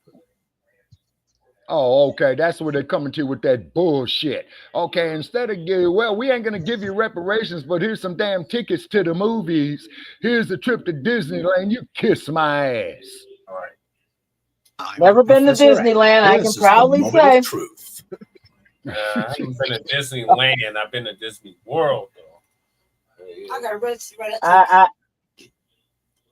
I've been to none, but Oh my God. I don't think I missed a whole lot. I'm still stuck on Riverview in Chicago when I was a kid. I remember Riverview. Riverview, baby. Belmont. Yeah, I remember Belmont Avenue on the north side. Yes, sir. I went there as a little kid, about 1965, I think. Six Flags, Great America. Well, they had Great Americas, but see, like I said, Riverview was the only amusement park that was actually in the city of Chicago. You didn't have to go to the burbs to go to ride the roller coaster. Riverview was kick-ass. My dad was a North Sider. See, and Belmont and Western, I believe, is where Riverview was. Yeah. See, I did Riverview, and my dad was a gambler, so I went to every racetrack they had all around Chicago metro area. Arlington Heights, Arlington Park, Maywood. I went to all of them. Oh, okay. He used to let me bet. He used to let me bet on horses. Well, when my great grandmother was alive, you know what I'm saying, in her 20s, she was always going to the racetrack out there in 1920s and 1930s and what have you. Yeah, I think they're all gone now. You know, when I came out here to Colorado, they had one racetrack. It used to be out on Bellevue off of Federal. Yep, and they used to have the dog track out here too. Yeah, you all used to have the dog races out there in Colorado. Commerce City. I don't know what that crazy mess was. Mac 285 says Disneyland and Disney World is fun. Yeah, Mac 285, but it costs you about $150 to get in that motherfucker. But you will have a good time there. Yeah. Yeah, you will have a good time there. Man, as soon as I learned how to read the little paper, I use my fucking intuition.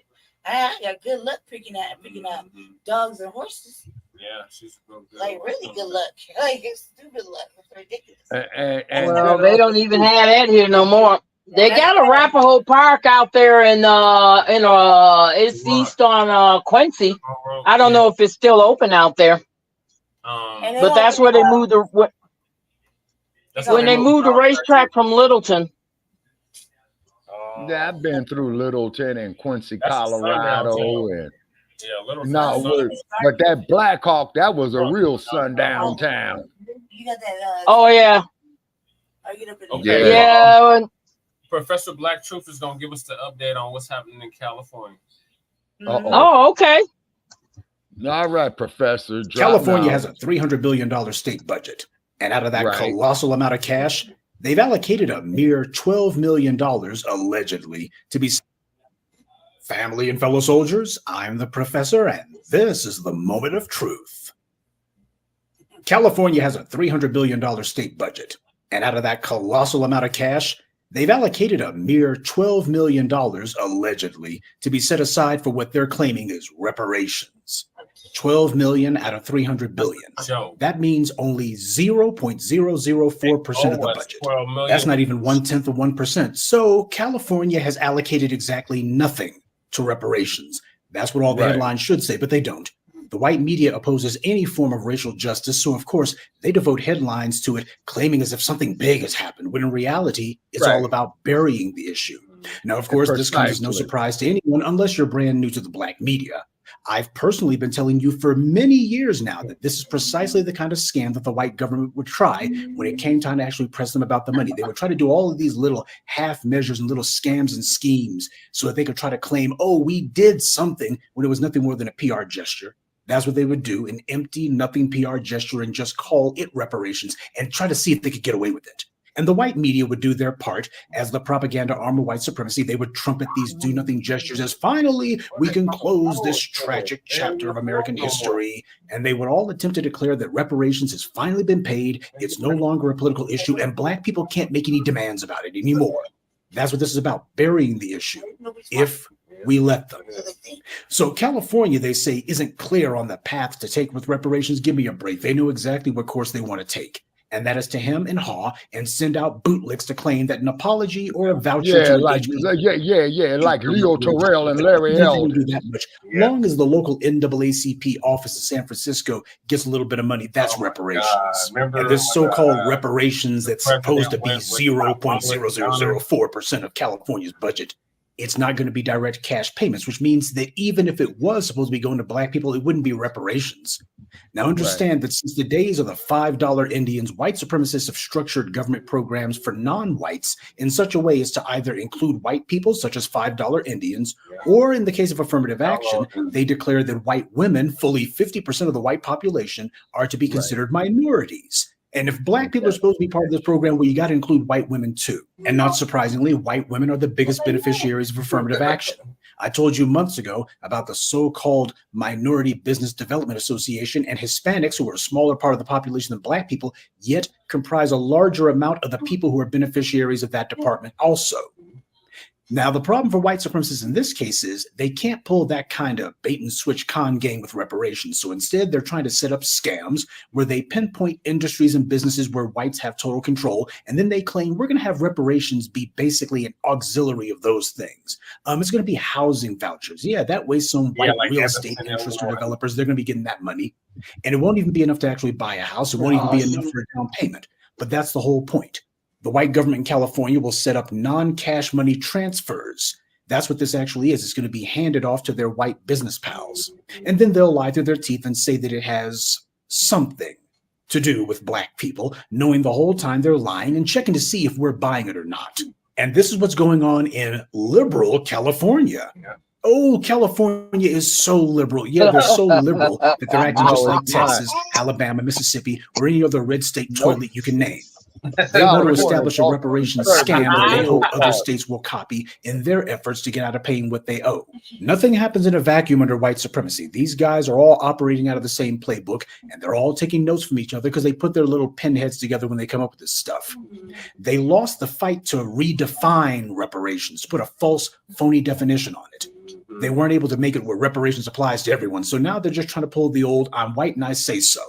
They failed to define Black immigrants as qualifying for reparations, which also means that they can't slither in later and try to retroactively shoehorn all these other groups into the mix, because that's what the goal was supposed to be.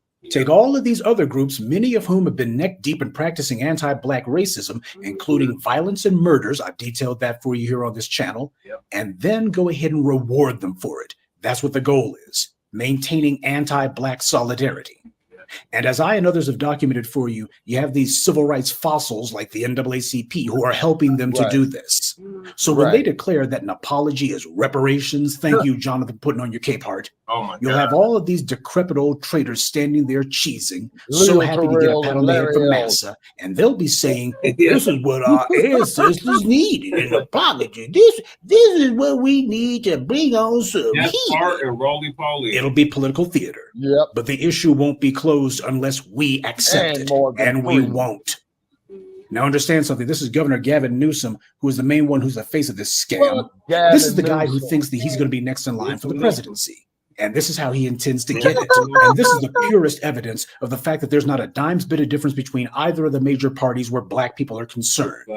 Newsom is going to do exactly what Mike Bloomberg did 4 years ago when he had a bunch of sellout Black mayors standing with him, like then Houston Mayor Sylvester Turner, standing behind him like good little dogs and saying, "We Blacks for Bloomberg." And Gavin Newsom, he's going to try a variation on the same theme. He's going to do a West Coast version of the same scam. Hey, twin. By the way, Mike Bloomberg, also a twin, Democrat, twin. and just like Newsom, racist as Hey, hell. twin. Don't be surprised when Gavin Newsom holds some sort of press conference or some sort of PR event or some sort of rally. And he's going to have Karen Bass and low down Willie Brown and even Kamala Harris standing with them, and all of them lecturing us with phony made up fairy tales about all the things that Gavin Newsom allegedly did for Black folks when he was, say, mayor of San Francisco. When he presided over the wholesale ethnic cleansing of San Francisco, that's what happened when he was mayor. The Black population plummeted when he was in office. And while this decline didn't begin with the Newsom administration, he did absolutely nothing to stop it or even to slow it down. And as California's governor, he's only accelerated this trend, only now he's done it throughout the entire state. When the Bruce's Beach issue came up last year, Gavin Newsom wanted to make sure that he was the first one in front of those cameras. He wanted that photo op. But it was the Black media who warned you to keep watching to see how things develop afterwards, to see if the Bruce's Beach heirs are actually able to keep their land, or whether or not the fix was in from the beginning to force them to sell it that they don't. It turned out to be the latter, of course.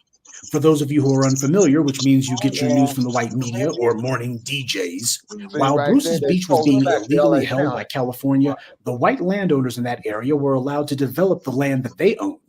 Afterwards, though, the zoning board put restrictions in place prohibiting any sort of future development. So when the heirs of Bruce's Beach finally got the land back, they had no way to develop it. They had no way to get it to make money for them, which is the entire point of owning real estate. That's the reason that they were forced to sell, because they couldn't pay the property taxes, which is another reason why land has to be developed so that it can pay for itself. And they got now we're going to see some white real estate interests who are going to be coming along, and they're going to get that land, and then we'll see some sort of grandfather clause get invoked, or because this is California we're talking about, there'll be some sort of sleazy backroom deal made with the zoning board where these white owners of that land are going to be allowed to develop it. They'll make an exception for them because they always do for white privilege. And then we'll have people telling us that there's no racial discrimination and nobody's holding Black people back and white people don't get special treatment and Black people are not being singled out. That's what we'll get. Rinse and repeat on that one. This is the reason why we cannot be listening to all of these olders, all of the John Lewis. We all getting some good trouble. Yeah, but good trouble never took the form of taking on these racists on the white left. Figure out the white right is easy. Those guys are cartoonishly racist. But you can't claim that you're actually fighting anti-Black racism unless you fight it from all corners. And the white right is no goddamn Black anti-Black agenda. If the so-called police departments we control. See, that's the lesson to be learned from Reconstruction. During Reconstruction, the federal government actually put force of arms in the southern states. That's the reason why you had the black sheriffs. That's the reason why you had black congresspeople and such, because the federal government made it a point that they were going to be putting teeth behind the policies of stopping any sort of anti-black racism from taking place. That's how you knew that they were serious. And that's the reason why total and complete white solidarity when it comes to anti-black racism is a requisite. It has to be there. If you don't have a critical mass of folks on board, which means a majority of people of both political ideologies, then it simply can't work. There's not enough solidarity in order to maintain the consistency of policy required to keep black people in check. So that's the problem. You could not have the white right doing all this mess without the white left letting them do it. But it doesn't help that the people who white power propped up to pretend to be our leaders, these guys get out there every chance they get to run interference for the enemy. And this is why the generational betrayal of the black baby boomers cannot be condoned and cannot be overlooked and cannot be excused. And yeah, I know there's a few black baby boomers among my listeners who bristle whenever I point that out. If you need for me to go ahead and every single time point out that it's not 100%, then you may be on the wrong YouTube channel, just saying. When the only feather you got in your cap is that you gleefully let some racist kick your behind back in the day, that makes you a coward or a fool or both. Exactly. The younger generations have rejected this kind of cowardice, and they're not going to sacrifice their dignity, their safety, or their comfort in some half-brained attempt to shame the white supremacists into civilized behavior. We understand an anti-black racist cannot be reformed. They cannot be shamed either because they have no conscience. They can only be punished. And that's the only thing that's ever worked. When these civil rights fossils collaborate against us, that's not some victimless crime, because the only way that a nigga Jim Clyburn is allowed to even be in Congress is for him to sign off on anti-black legislation and to attack the black community for standing up for ourselves. The only way that a Hakeem Jeffries gets into Congress, much less is made minority leader, is if he works to reinforce anti-black racism, to pass and praise laws that undermine us, to enshrine white privilege into law, and then lie and claim that he had nothing to do with it. It is impossible to have any sort of justice unless the resources in the society are justly distributed. Right now, it's a rigged game. It's a game of economic keep away to make sure that black people are completely and thoroughly locked out, not merely by law, but just a matter of because we said so. No law necessary. We saw that with the survivors of the Tulsa Race Massacre. The law was on their side. The problem is, as long as the white supremacists happen to have force of arms to make it where any sort of asinine ruling that they hand down can't be fought against, at least not physically, we cannot have justice. The CBC, the Congressional Black Talkers, I should say, they should be the main ones coming out against this reparations scam in California. They stood together after a gay nightclub was shot up. They did a sit-in of House of Representatives in response to that. Now, after the Mother Emanuel Church massacre, they didn't do anything like that. Same with the Flint water poisoning atrocity. The Congressional Black Talkers have not lifted a finger to stand up for black people, and that's because their job is to whitewash all these legislative anti-black policies. They won't be calling anything genocide here or declaring that they'll make things come to a halt unless and until black people get what we're owed. Like it or not, and there's practically nothing to like about them, the Klansmen in the so-called House Freedom Caucus, at least they use their position to bring things to a halt and raise hell until they get their way. They actually stand up for their constituency. There's far less of those morons than there are the Congressional Black Talkers, yet one of them has gotten things done and the other one just stands in front of the cameras and prattles on about democracy and other irrelevant terms that mean nothing in America. When you have some CBC bootlick in front of the cameras, they talk no differently than any white member of Congress. They chatter about abortion, immigration, inflation, and they make it a point to avoid saying anything about black people. They go out of their way to avoid mentioning us, except when they want to say that there's some sort of voter suppression going on. Then all of a sudden, they suddenly remember that black people exist. By the way, have you noticed that this year, they're not really trying to push that lie because they know it won't work?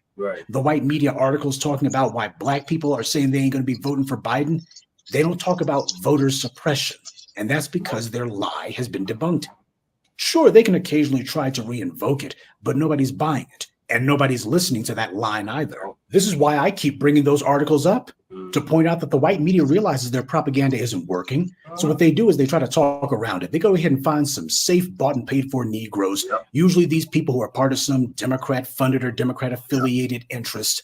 And they put those guys in the articles. And why we talked to one of these bought and paid for Democrat shills. I mean, some black person in the community who clearly is not affiliated with the Democrats at all. And they say that the big interest black people are concerned about happens to be gay marriage, transgender bathrooms, inflation, immigration. That's what they do. Excuse me. Whenever you look at these folks, you see that they're part of these organizations. Yeah. They're not picking people off the street. They're cherry picking individuals who are going to reinforce the narrative. All the empty rhetoric we get from white liberals. This is why the white media is trying to do a Jedi mind trick on us. And they're trying to use some soft-headed Negroes to do it. This is how Gavin Newsom and Larry DNC to show that he's got the right stuff to be president, because he's going to hold the line against Black America, and he'll be as shameless as any Republican about it. He'll do just like Biden, just like Obama, Clinton, and all the rest of them. He'll lie and lie big, and he'll go ahead and say, oh, we're dealing with reparations. See, I'm holding the line for white supremacy. He knows what his job really is. Now, we can be disgusted with all this, but you can't be surprised. We knew that this is what they would try, folks. This is not a surprise at all. Anyone claiming that, see, reparations ain't going to happen, get the heck out of here with that stupidity. We know that the bad guys are not going to roll over on the first try. They never do. We've been saying this for years. This is going to be a process, not an event. This is a battle of wills, and this is what a battle of wills looks like. You can tell when white power is being made to do something that requires them to give up their power, because that's when they get violent. We haven't gotten to that point yet, but when you see your liberal friends start to get in your face and they start getting angry, that's when you know, okay, we're getting closer to the goal on this one, because that's what they're going to be doing. The fiercest opposition is not going to be coming from the white right necessarily. It's going to be coming from white liberals, who are going to be the ones who show their true colors and let the masks slip.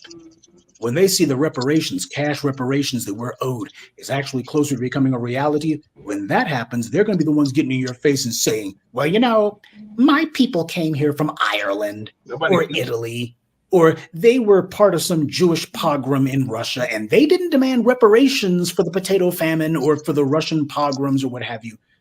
That's what they're going to be saying. And then they're going to be finger wagging and demanding to know, well, what are you going to do with that money, buddy? I mean, I want to know what you're going to be spending it on. You need to explain this to me. And let's be bluntly honest, a lot of you, including a lot of you who listen to me, that kind of thing intimidates you. It bothers you. It worries you. Don't bother me. You're concerned about it. You're scared of that outcome. You want to make sure that the people who are already comfortable remain comfortable. Meanwhile, your condition remains as excruciating as ever. Nobody ever concerns themselves with whether or not Black people approve of them getting anything, even though we're the most deserving and we're the ones who are also the most unserved. And yet everybody else gets exactly what they want. Nobody says, well, you know what? Black people are the ones who are the majority of hate crimes victims. What is this about an anti-Semitic hate crime law or an anti-Asian hate crime law? Shouldn't we be dealing with the ones against Black people, because they're the ones who are the primary victims of all of these hate crimes? Nobody said that. We were out of sight, out of mind. Nobody was concerned about Black people coming to them and saying, wait a minute here, how come we keep getting passed over and we're the majority of hate crimes victims? Nobody was bothered by that at all. Not a pang of remorse. Their consciences were not pricked in the slightest. And when it comes to money, whether it be reparations for Japanese Americans or for Red Indians or what have you, nobody ever says, well, if anybody's deserving of reparations, it's Black people. They never mention us at all. And that being the case, as Black people, fine then. We can all do that. They're sticking up for themselves alone. We will stick up for ourselves alone and let it be. So no, we're not going for the Jedi mind trick. The white media can post as many phony articles and headlines that they want, claiming that, oh, California has passed a reparations law. They can do that all they want. We didn't let them redefine reparations, and we will not let them lie and claim that reparations has been paid, not in form or in quantity. This is the fight of our time. And this fight isn't over just because they say so. This fight only ends when we win. That's right. Good day and be one. I'd like to take a moment to mention some of our contributors: Dean Ballantyne, Wesley Monroe, Dondi Waddell, Sakina Collins, and Gregory Franklin. Salute to them, and thank you to everyone for listening, liking, and sharing this message. Black empowerment only exists because of you. All right, y'all. What do y'all thoughts on what There they go. Fucking with our algorithm. If trying something new opened up Fuck a the whole new world commercial. of Fuck the possibilities. commercial. Fuck the commercial. That one too. It's a different commercial. This ain't even a commercial, but this is the next topic. All right, what are your thoughts on what Professor Black Truth has laid out about the California reparations farce? He spoke the absolute, complete truth. Okay. The reason being, like when Manhattan Beach, Brother Che, and I think I did a live feed from Manhattan Beach, and I think I sent it to you, man. If you could retrieve that, please pull it up, because Manhattan Beach, man, is a very ritzy area. You know what I'm saying? They got the condos, fancy restaurants out there, you know, nice homes. The streets are real clean. The police are murderous as hell. You see what I'm saying? Very prejudiced down there, because Manhattan Beach is the last city in Los Angeles County before you cross into Orange County. And Orange County is definitely full of dump. Yeah, and that there's the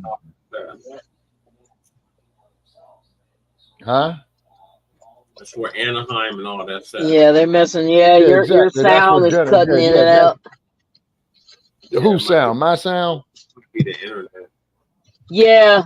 It's the monkey wrench again. It's the monkey wrench again. They do this shit to us all the time, sister. I mean, it's working like clockwork, and I'm taking notes of this shit. You see what I'm saying? It's the monkey wrench, and I really wish there was a way to. Yeah, and I really wish there was a way we could sue these bastards for quote unquote interfering with the First Amendment. But as the Professor Black Truth will agree with you, we don't have no rights in this country. The only rights that we got to is self-destruction, ignorance, and going to jail. Yep, that's it, Shabaki. Well, I will make this statement. Our civil rights, legal rights, and citizen rights are on rent, lease, and loan that must be renewed periodically. Yeah. And so if they decide not to renew, you're basically screwed. That because every time it's something for us, you know, they have sunset times, you know, it's just like the, you know, Civil Rights Act of 1964. They've been eating away and eroding that ever since it was enacted. That's just the game they play. They're on the long game. We're on we can be short-sighted sometimes, but they play the long game. You know, I was talking to somebody when I was at that festival, and he was like, "You're bringing me down." I said, "Well, you know, if you want to speak, let me tell you something. They play the long game. I'm gonna give you a perfect example. Roe v. Wade. They played the long game. Took them 50 years to get the job done, but they got the job done. When ladies decided that, you know, they got upset, and it's one of these talking points they keep bringing up. And I will say this. There are sisters that terminate pregnancies, but because of the way they've been raised in the Judeo-Christian philosophy, they will have babies. The people that more often than not take advantage of abortion are white women, because they go out and kick out the heels and go wild and get caught up. And they say, "Oh no, we can't do this," because they got to sucker punch some unsuspecting gentleman that they were, you know, the Mother Mary. And so they, you know, they make sure that they, you know, well, I don't have any kids, you know, I haven't did anything, and they'll do whatever cosmetic procedures they can do so they can appear to be pure as the driven snow, quote unquote. But that, you know, that's what they do. That, like I said, that thing they're doing in California, from the time they instituted it, it was never meant to go anywhere. The Bruce's Beach debacle is it's what gentrification is all about. They use their powers of governance to take your property from you, and when you fight to give it back, they didn't, whoever their legal person was, didn't ensure that because it was righting a wrong, that they would be able to develop their land as an exception clause. They were just, you know, they give us crumbs, and then a lot of times we're so happy to get those crumbs. We're dancing that jig. They got you screwed on the other end. And that's basically what happened with that Bruce's Beach thing. Gave them the land back, but they wound up selling it back to them. They're going to develop that. I've never been to, well, I've been to California once, but not in that area. I don't know where that area is. I just read about it. But they're going to do, like he said, they're going to grandfather something or come up with a loophole to allow people to develop that land that they stole, gave back, and stole again. You know, that's just the way that they do business. And, you know, we need to be a little more cohesive. I know we're not a monolith, but when it comes to certain things, you know, the people are not on code, and that's what allows them to get away with what they get away with.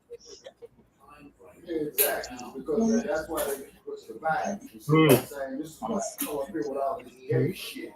You see what I'm saying? And just like I was in the city of Oakland one time, the homosexual comes up to me telling me that I need to go home with him and what have you. And I said, look, I got a quick question to ask.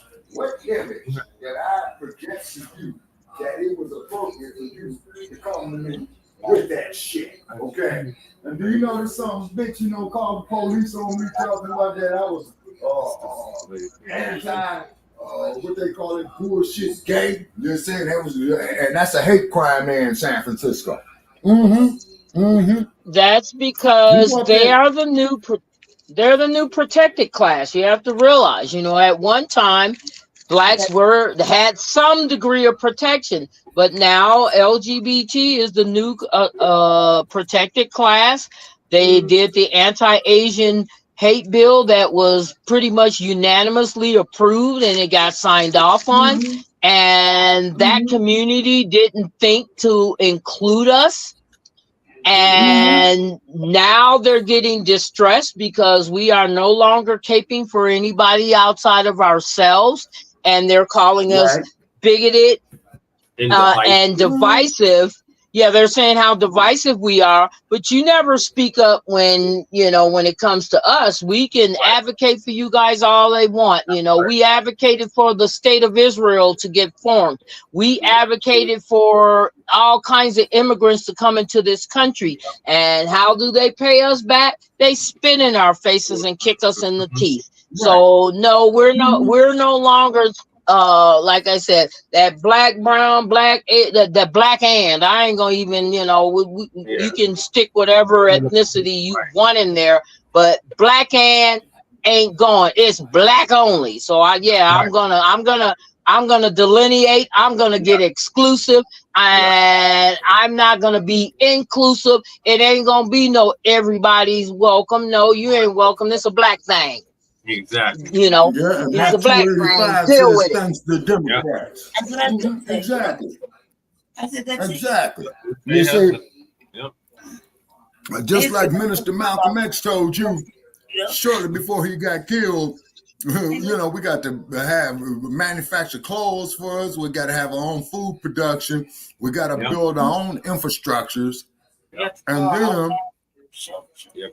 we got to make it plain that the Kamala Harrises, the Barack Obamas, the Uncle Tim Clayburns, Tim Scott, Herschel Walkers, that these brain-dead, ass-scratching Negroes do not speak for us.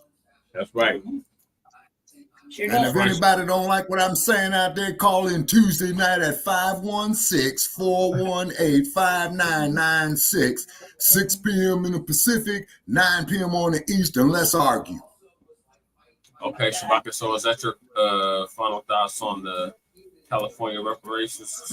Yes, sir, yeah, because I'm going to have to sign off, you know, because I got to save this data card, you know what I'm saying? And the sister right there from Chi-Town, if you can, if your schedule will permit, ma'am, please call in, help us crumble them on SARS, and we'll be on 8 p.m. your time. And the number to call in is 516-418-5996. She's in the same time zone. So it'll be 7 o'clock. I'm in Denver. I'm in Denver, so I'm on mountains. I'm on mountain time. Okay, so it'll be 7. Yes, ma'am. So it'll be 7 p.m. Your time. And that is if they don't fuck with the algorithms. That is if they don't try to tear it down or come up with that bullshit they did. Yeah, exactly. And the reason is because they keying in on us. They don't like this truth. You see what I mean? And so we got to be careful, but we're going to keep it up. Jay Dizzle went over all face. of that with these disinformation campaigns. COINTELPRO 2.0. Yeah, I've been familiar with Jay Dizzle for years. Mac 285 Yeah, that's right, Mac 285. Politics can't work in a system of injustice. You see, and all these corrupt ass bastards out here, and then you got tricks like Van Jones up there crying, oh, it's so other brain dead ass Negro, Joy Reid. Let's see. My God. Larry Ellis. Sister Denise, did you see her running around like a crackhead on Colfax, talking about she gonna vote for Biden even if he in a coma?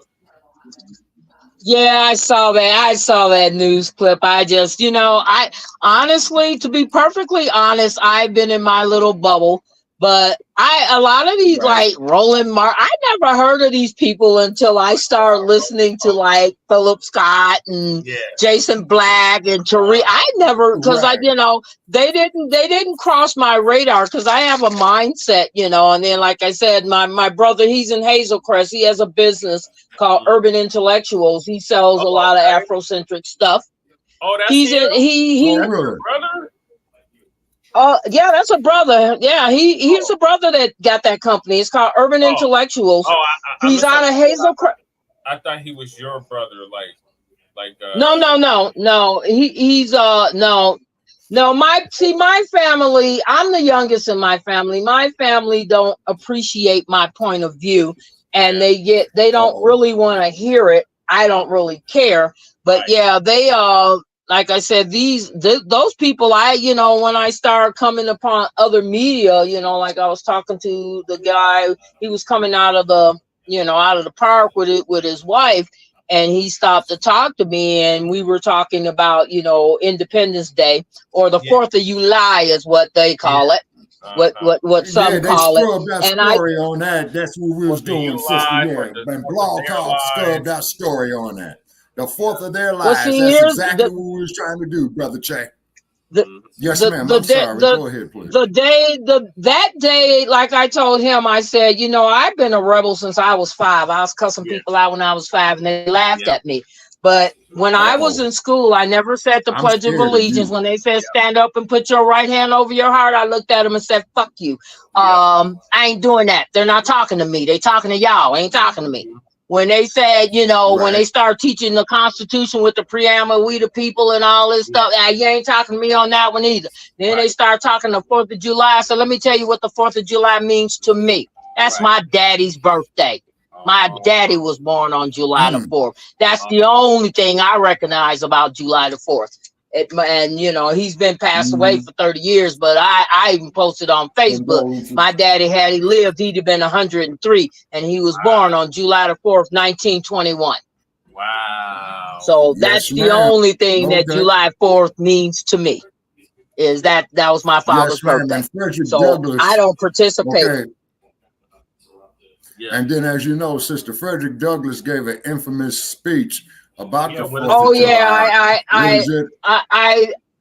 I saw some of that. I read like pieces of it. The sister in Aurora, the little ninja girl that thinks she's Republican and she forgot she's black. Yeah, Stephanie Hancock. Yeah, she forgot she was black, and she started reading piece parts of it. And I looked at that. I found that city council meeting when she was calling people terrorists, bullies, and blah blah. I'll help you pack your bags. Come on, bitch. Come on through. Help me pack my bags. I got something for you. That's right. Come on. What was that? The brother that did the commencement speech. I don't know if you guys. I think it was Dr. Daniel Blacc. He was at HBCU. Oh yeah, You should look it up. Look it up. Here they come, y'all. Here they come. Most inspiring commencement speech ever. That brother had it going on. I heard he had that speech copyrighted. I heard he had that speech copyrighted. But yeah, she read right. She read some. He had to, because they'll steal it from him. Like I said, I have, I have the whole collection of Dr. Claude Anderson's books, and had we listened to him, we wouldn't be in the mess we're in. Yeah, because he told us this 10 years ago. Yeah. Man, that guy wrote this book. Said 10 years ago has now come to pass. It's actually been longer than that. When he wrote his first book, I believe it was Black Labor, White Wealth. Then he wrote Powernomics. Then he wrote Black History Reader. Then he did Dirty Little Secrets 1 and 2. And I bought one of his books. I believe it's the Powernomics book. I bought it from a third-party used bookstore. I actually have his signature. He signed that book for somebody. He didn't sign it for me, but I got his signature on that book. I sure do. I got his signature. Oh yeah. Oh no. This is my personal library. Yeah, I got that. I have curriculum books. Like I said, I took African American history at the college I went to, and they used a book called Freedom on My Mind. It's 1 and 2, volume 1 and volume 2. I only got the volume 1, but no, I got plenty of research material. And for us Denverites, you might not like the brother, but he's a historian of Denver and Colorado. What going on, Phil Goodstein? I'm pretty. Yeah, we like Phil. Oh yeah, I have at least 10 of his books. Yeah, I was gonna say. Okay, let me ask you this here, sister. The history of the 5 points. I'm a fan. Curtis Park and the 5 points. I'm a fan. Yep. I was gonna say I got everything on PDF. I'm a part of like before my whole life, so I can afford really books that I have self-taught. I don't have formal education at all. I'm from like part of the system. I got my books on PDF, and I can tell with that. Because I do real reading, like a lot of reading. So when they pull up Mac 285, they say if you want to keep something from a nigga, you put it in the book. Certain information, they looking up stuff. I'll pull up a manifesto, I download it up PDF. Anything that's like 100 pages longer or 1,000 pages longer, I'm a speed reader, so I read it in a matter of hours. Like the compensatory code book. Yeah. I read that shit how long? Like 3 hours. Yeah. 3 hours. So, and that's 3 books. That was 2 books in a revised edition. Yeah. So, and the Word Guide. Yeah, 2 books. It's the Word Guide and the code book. Yeah. And then the revised edition. So yeah. So I was fortunate enough. I'm still not fortunate enough to get real books. However, I got everything on PDF. Everything, like especially Dr. Claude Anderson books. Oh yeah. I believe that's my economist. If I was he was brilliant. See, he was doing business in the 70s during the Carter administration. And he was doing business, like I said, he was setting up deals with Strom Thurmond, and we all know who he was. He was and Strom Thurmond was actually one of JCJ's mentors. I'll call him JCJ, stands for Jim Crow Joe. But anyway, he was actually Biden was actually in league and in sync with those supremacists out of that South. Those were his mentors. Yeah, Strom Thurmond, Eastland. Dr. Claude Anderson was the one who told us about them. Competing constitutions. This is segregation yesterday, segregation really now, and segregation tomorrow. Yeah, so like I am like thoroughly engrossed in what I can learn, the self-taught. I felt like a lot of things. Oh yeah, you're welcome, Matt. So I managed to get myself a real education the last couple of years. because we're at war. Mm-hmm. So yeah, that's a serious thing. Yeah, so I'm gonna move to the next topic, and that is Maxine Waters. Maxine Oh Waters Lord, no. says that Biden cares for Black people, and Trump wants civil war go after Black people. Right. And Please don't make me fall out my chair. Oh man, she tried to sum it up really nice. Yeah. About it yesterday. Shout out to brother Tony. He's out of LA. He's originally from Chicago. Yeah. He's gonna give us the update. Well, formerly TD Hip Hop, TD Media Group now. But he's gonna give us the update on this. It'll always be TD Hip Hop to me this year. Trump doesn't want to just simply put us back in chains. That's not what he Don't put you back in for chains. Biden. If not, Trump is going to internal kind of discussion and debate with myself, you know, over the last week, I believe it was, right? When we were seeing all the weird fear mongering and just foolishness coming out of the mouth of Joy Reid concerning how when it comes to Joe Biden, she doesn't care if he's in a coma. She doesn't care if he wheels himself out on a skateboard the next debate. No matter what, she's going to vote for Biden. I was debating and I asked you guys, who do you think is the queen of fear mongering? Joy Reid or Maxine Waters? But I gotta go with Maxine because the consistency with which she consistently comes with the fear mongering towards Black folks and how Trump is gonna put you back in chains. But not only that, he's going to get his people to pew pew you. And when I say pew pew, you know, I'm talking about that. I gotta go with Maxine. She is the undisputed queen of fear mongering when addressing Black Americans concerning why they need to vote for Biden. If not, Trump is going to pew pew you. And this time at the Essence Festival, she talked about, outside of a host of other things she was saying, when she went on her fear mongering rant, she went as far as to say Donald Trump is going to start a civil war to get who? To get you. Folks like you and me. So apparently now Donald Trump doesn't want to just simply put us back in chains. That's not what he wants to do. He doesn't want to put us back in chains. He's gonna put y'all back in chains. No. Apparently, according to Maxine Waters, Donald Trump just wants to pew pew, you know, Black folks, and that's why he's going to start a civil war, apparently just for us. So we're going to get into that in a moment. I first want to get into this interview that she did on News Nation, though, with Cuomo, because she said something very specific that I wanted to address, that I feel is extremely important to address, and it really just exposes the whole finesse behind benign neglect.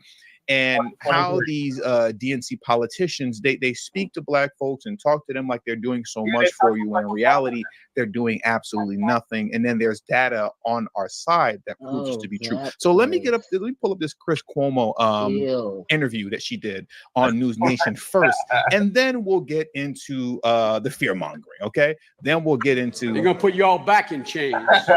Then we'll get into that. But let's get into this first. As a matter of fact, knock, knock. Hi there. I'd love to show you what a K-12 powered school is really like. Step inside.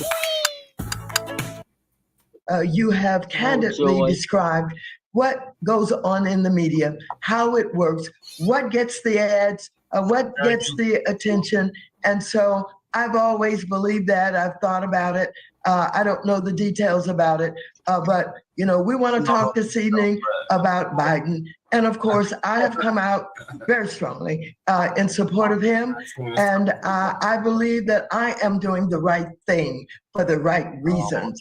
I believe that Biden has kept his promises in so many different ways. And let me just allude to some of those. First of all, for the Black community. She's going to get into the promises that Biden has kept to the Black community. Now, Biden never promised the Black community anything, because no politician does, because they're, you know, benign neglect. They're not going to do that. Democrats will allude to the idea that they will do something to you, but it's in very vague terms, and it's left to your own interpretation. that they said they were going to do this for Black folks when they never actually said it. So even right now, as she's talking about Biden kept his promises to Black folks, and she's going to go down the list of what they are. Remember, he never promised Black people anything. What did he promise you? He didn't promise Black folks nothing. You know, he didn't promise you anything. But in return for the vote, what he did give you was illegal immigration and, you know, having them all in your neighborhoods, like in the south and west side of Chicago. That's what he gave you. But let's get into what the promises are. Let's see what Maxine Waters is talking about. A Black woman vice president, a Black woman on the Supreme Court. So I guess those are two promises right there. Oh my God. I guess apparently Biden promised Black people a Black woman vice president and a Black woman on the Supreme Court. What that does for Black Americans overall across the country, nothing. It does absolutely nothing. So he promised you symbolism and gave you symbolism. And you know what? Maybe I stand corrected. I think he did promise a Black woman. Well, no, I don't stand corrected because Kamala Harris is an Indian woman raised by her Indian family within her Indian culture. So yeah, you didn't even get a Black vice president. You got an Indian. You didn't even get a Black female vice president. But I mean, I guess you did get a Black woman on the Supreme Court, but he didn't promise that during his campaign. So like, that's not true. What she's saying isn't true. Yeah, Black woman that don't know how to describe a woman. Yeah, tell us more. That doesn't do anything for the average Black man or woman. It doesn't change your life in any way, shape, form, or fashion. It doesn't make your life better in any way, shape, form, or fashion. It literally does nothing.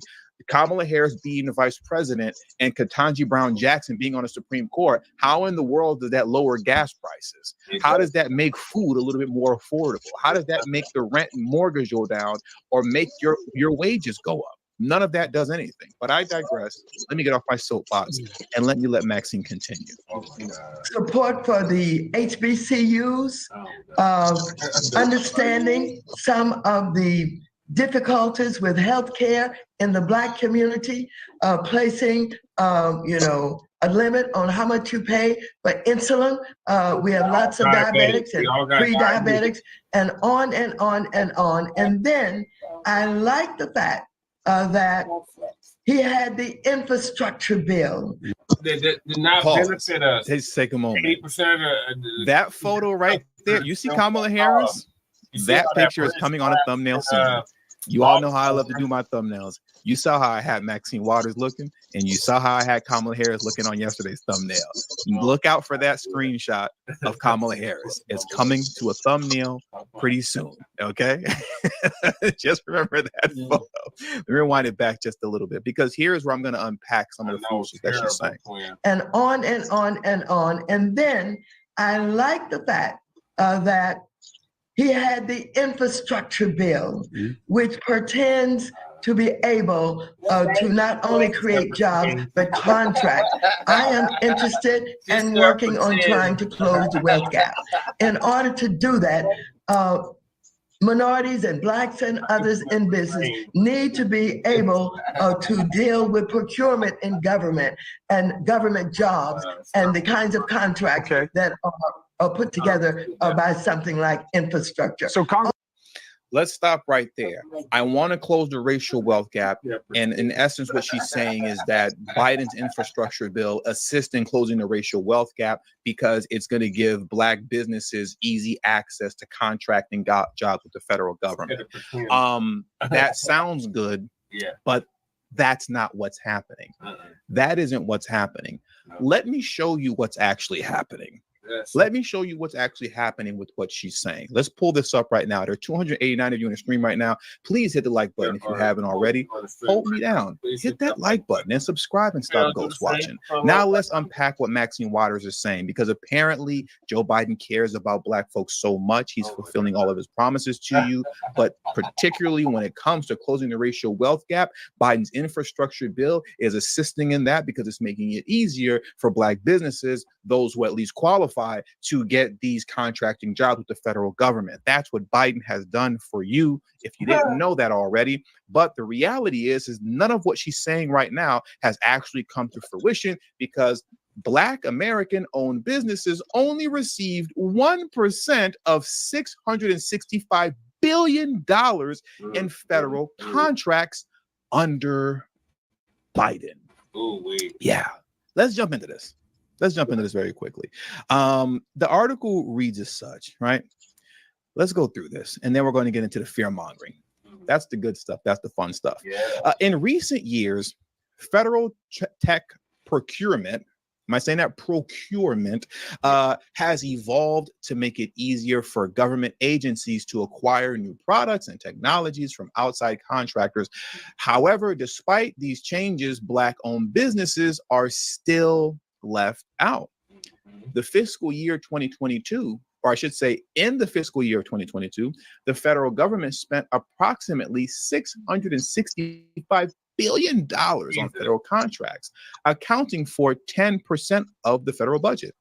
A majority of these funds went to large companies engaged in defense contracts, while small and medium-sized businesses received only about $154 billion in federal contracts, Tech Target reported. So essentially, out of $665 billion, the overwhelming majority of it went to the big boy companies. And as far as small and medium-sized businesses are concerned, which are supposed to be, I guess, minority-owned businesses and people of color businesses, you know, $154 billion was left over, right? And not just minority and people of color-owned businesses, but, you know, just other small and medium-sized businesses as well, owned by other people, you know, white Americans and Asians, right? But here's where things get interesting. Mac said, a report that by U.S. Small Business Administration revealed the disparity. Oh, you know, there's always disparities when it comes to Black folks, right? Gotta love those disparities. Those disparities that Democrats love to talk about, but never seem to fix. And funny enough, those disparities always seem to widen when they're in office. But I digress. Let's start over. A report by the U.S. Small Business Administration, SBA, revealed the disparity in federal contracting among minority-owned businesses in fiscal year 2021. Only 1.6% of federal contracts went to Black-owned businesses, noted BB Hidalgo, SBA Associate Administrator for the Office of Government Contracting and Business Development during an April 4 Governance Studies at Brookings Institute webinar entitled Federal Procurement and Acquisition Policies, Removing Barriers of Reform. Only 1.6% of almost $1 trillion went to Black contractors, right? But here's the thing, and here's how they play games with you. Here's one of the ways that they play games with you, right? First things first. How many Black-owned businesses even qualify for those jobs? How many Black-owned businesses actually qualify for these contracting gigs? That's a good question. If you dig deep enough, and many of you know this already, right? And we've gone through the data before in the past. I don't have the data up in front of me right now, but try me, bro. Push me in the comment section like I don't have the data. I got the data. What I'm saying is facts. If I remember correctly, somewhere around 99%. I'll say I'll be generous. 97% of Black-owned businesses only consist of one employee, the owner. Only consists of one employee, the owner. Realistically speaking, according to the data, not me, but according to the data, and I'll pull it up in another screen if you doubt me. Black-owned businesses don't exist like that. Not in any true fashion that something of this nature would actually benefit Black folks enough to close the racial wealth gap. And everybody knows this. But when they sell this stuff to you, they sell it to you as if they're doing something for you in an effort to close the racial wealth gap, knowing good and well that the overwhelming majority of Black businesses don't even qualify to be able to get these type of contracting jobs. Those that do exist that consist of more than one employee, to which, like I said, somewhere around 97% of Black-owned businesses only consist of one employee. Only consist of one. Okay. And this is precisely why when Kamala Harris put this tweet up, she couldn't find any black folks to take a picture with. Yep. So instead, she took pictures with Hispanics and Asians, and shout out to them. I'm not knocking, the Hispanic and Asian businesses that qualify for these, contracting jobs with the federal government. Hey, they're doing what they got to do, right? I'm not dumping on them, but I am dumping on Kamala Harris and the rest of the DNC, who basically lie to you. Yep. They trick you consistently with foolishness like this. Look at this right here. Too many minority-owned small businesses have been left out of getting federal contracts. President Joe Biden and I have committed to increasing federal contracting by 50% for minority and underserved businesses, and we're on track to do that. And funny enough, surprise, surprise, you can't find a black contractor, black business that's benefiting from this in sight. She took a picture, a group photo with Hispanics and Asians. Why is that? Because going back to the original article here, only 1% of black-owned businesses even receive funds even receive these federal contracting jobs. Only 1%. But the reality is, outside of that 1%, it's realistically like that because these jobs don't exist, or I should say these companies, these black businesses don't exist to even take advantage of this. Wow. Yet Maxine Waters is selling this to you as if it's something that's closing the racial wealth gap. How does that work? How does somebody please explain to me how that works? It doesn't. It's a lie. You're being tricked, duped. What did Malcolm X say? Hoodwinked, swindled, run amok, and all that other good stuff. You know what I mean? Yeah. So now that we got that out the way, because I really wanted to drill that home. Yeah, I really wanted to drill that home. I want to get into the fear mongering. Let's do that. I want to get into the fear mongering because now that we've established that and we've unpacked this foolishness that apparently Joe Biden has kept all these promises to black folks, I want to get into the fear mongering and the arrogance of Maxine Waters as we return back to the News Nation interview, because in the News Nation interview, she even went as far as to say she takes care of black people. Don't believe me? Let's get into it right now. And shout out to my man, Jerry Early, for being the first person to contribute to today's stream. He says, thank you, TDMG over here, Big Island, Hawaii. I appreciate you, Jerry Early. Thank you very much for supporting the stream. I appreciate you both. Thank you so much. Now let's get back into this. And more. What do you make of the argument that and I know part of what you're going to hit me with. Nobody has ever accused you, no matter, I know you're over 45, but nobody's ever accused you of not being on your game. But here's the argument. He's too old. He's not on his game. You've all known it for a long time. And if you want the black vote, put Kamala Harris at the top of the ticket. Oh my God. Why isn't that your position? I ain't gonna get it. Well, let me tell you, I was at the Essence Festival in New Orleans this weekend with thousands upon thousands of blacks and a lot of women. One of the things I said when the First off, what does that mean? I'm not going to harp on that too much because I'm starting to run low on time. I started the stream really late. She said, I was at the Essence Festival with thousands and thousands of black people plus women. So black women are not black people anymore? Remember they try to I'm just asking that question because the DNC does this all the time. They love to isolate black women from black people. She was at the Essence Festival with thousands of black people and women. So apparently black women are not black people anymore. They are their own separate, category, isolated from black people. Apparently black people just means, I guess, black men and black boys now. I don't know. Ridiculous. The Congressional Black Caucus gave a presentation. I said, you know what? I'm older than Biden, and I get up every day. I exercise. I work late hours, and I take care of black people, and I take care of the business of the Congress of the United States of America. She takes care of black people? I didn't know that Maxine Waters takes care of black people. I said, you know what? I'm older than Biden, and I get up every day. I exercise. I work late hours, and I take care of black people, and I take care of the business of the Congress of the United States of America. I'm adding that so that you can be clear about what I was trying to say. And so I believe that he believes that he can do the job. I believe he has been fair, not only with the Black community, but with the people of this country. Was he fair when he opened the floodgates to illegal immigration just for them all to be placed in Black neighborhoods and then given all type of stipends and money and millions of dollars to be housed in those same Black neighborhoods while the homeless in those neighborhoods remain homeless? I don't know. That doesn't sound too fair to me. Shout out to Brandon Johnson, the Emperor of Chicago. That doesn't sound too fair to me. I believe he's an honorable and decent man.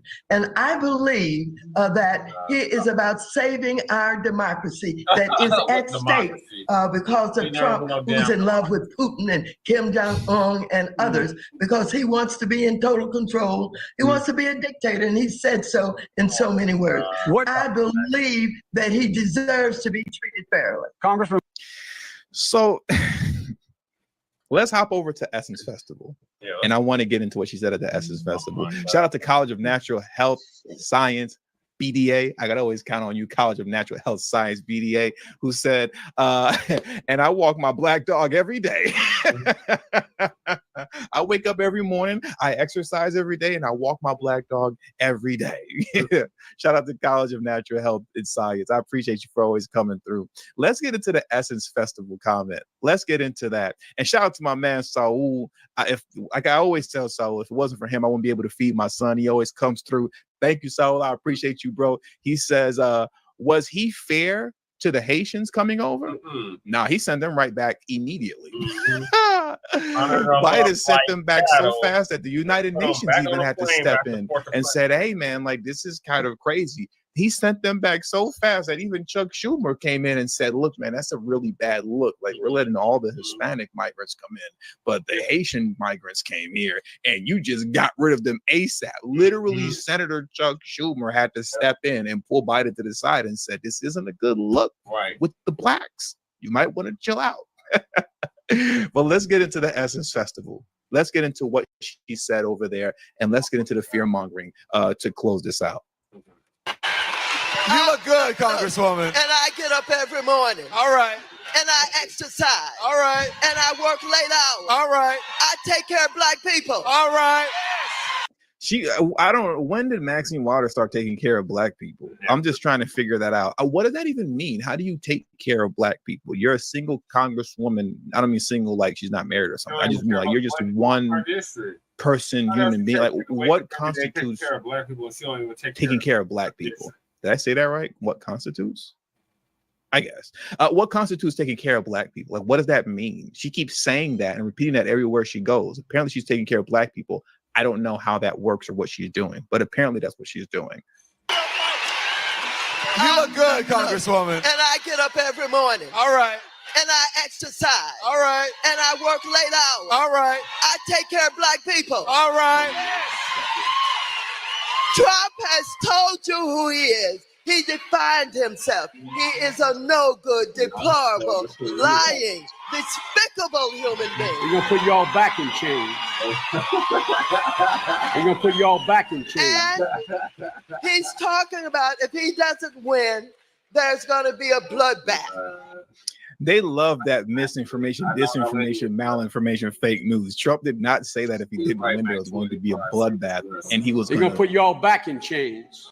He literally never said that. He was talking about the automotive industry, and he was speaking metaphorically that if he doesn't get back in the office, metaphorically speaking, there's going to be a bloodbath in the automotive industry. Anybody who listened to that, it's clear as day what he meant. But the people who shout about misinformation, disinformation, and malinformation the most are the ones who put it forth the most. But let's carry on. There's going to be violence. There's going to be a civil war.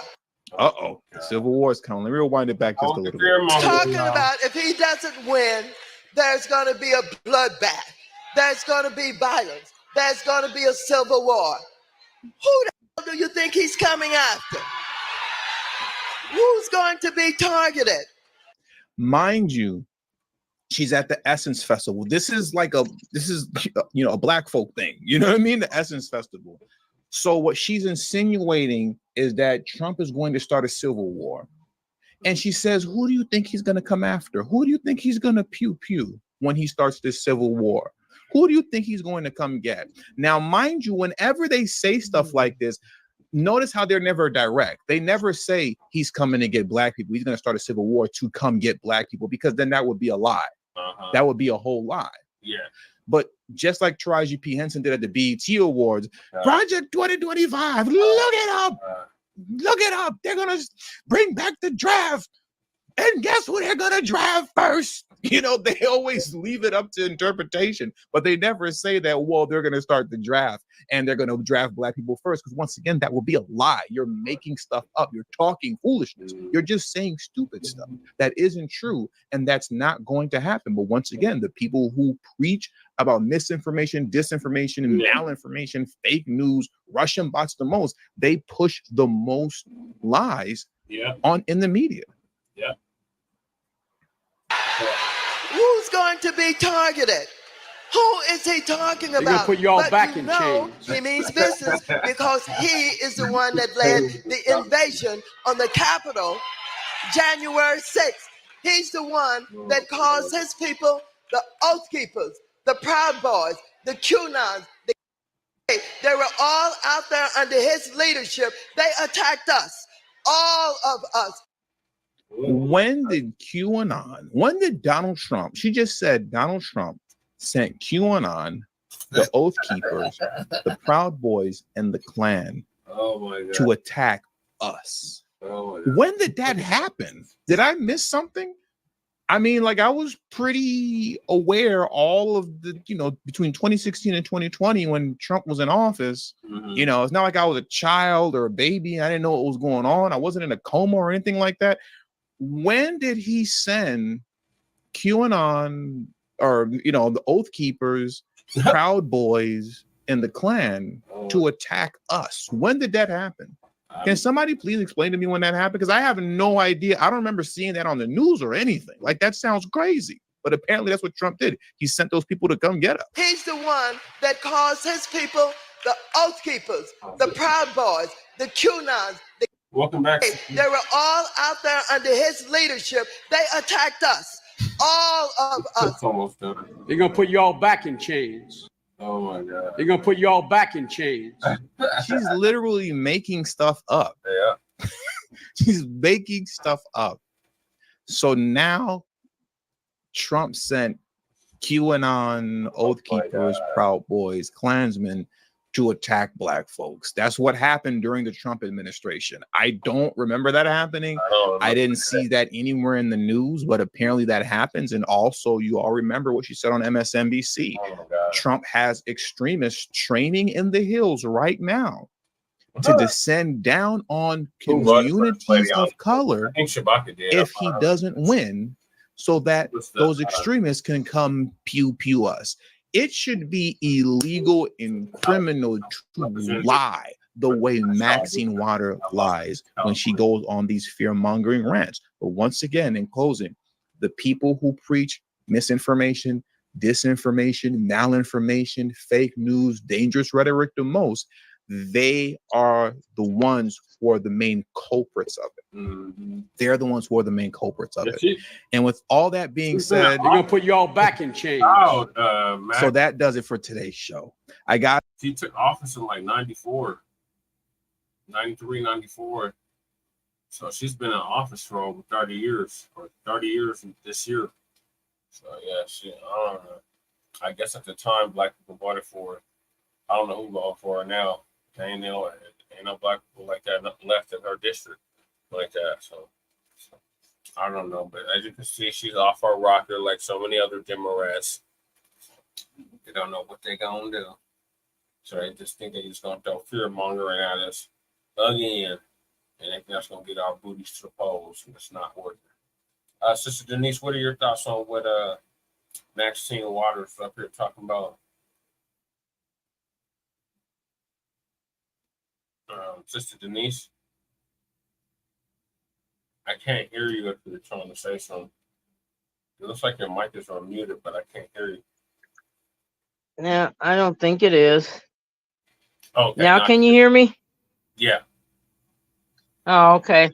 Like I said, they need to reserve her an executive suite in Shady Pines where all the other old people go to die. Right. She needs to be out of that seat. She's been sitting there way too long. Yeah. That's the problem with these. I say 60 maximum. Y'all need to start looking for a new employment. Right. I don't think they should have any like over 65 people sitting in Congress making decisions for everybody. Right. Because they go in there, they get wealthy, and then they only cater to the people that's giving them the information to get to increase their wealth without realizing that they can take it away at any time. Yep. Because they always break their tools. Yep. Yep. WJ, are you still with us? They say that part of the night, I guess. Okay. Well, thank you for that, Denise. I agree wholeheartedly. These Democrats are beyond desperate. And like you said, they're not planning for the future at all. They don't have nobody to take their place. They want to die in office like Dianne Feinstein. How old? She was 90 years old and she literally died in office.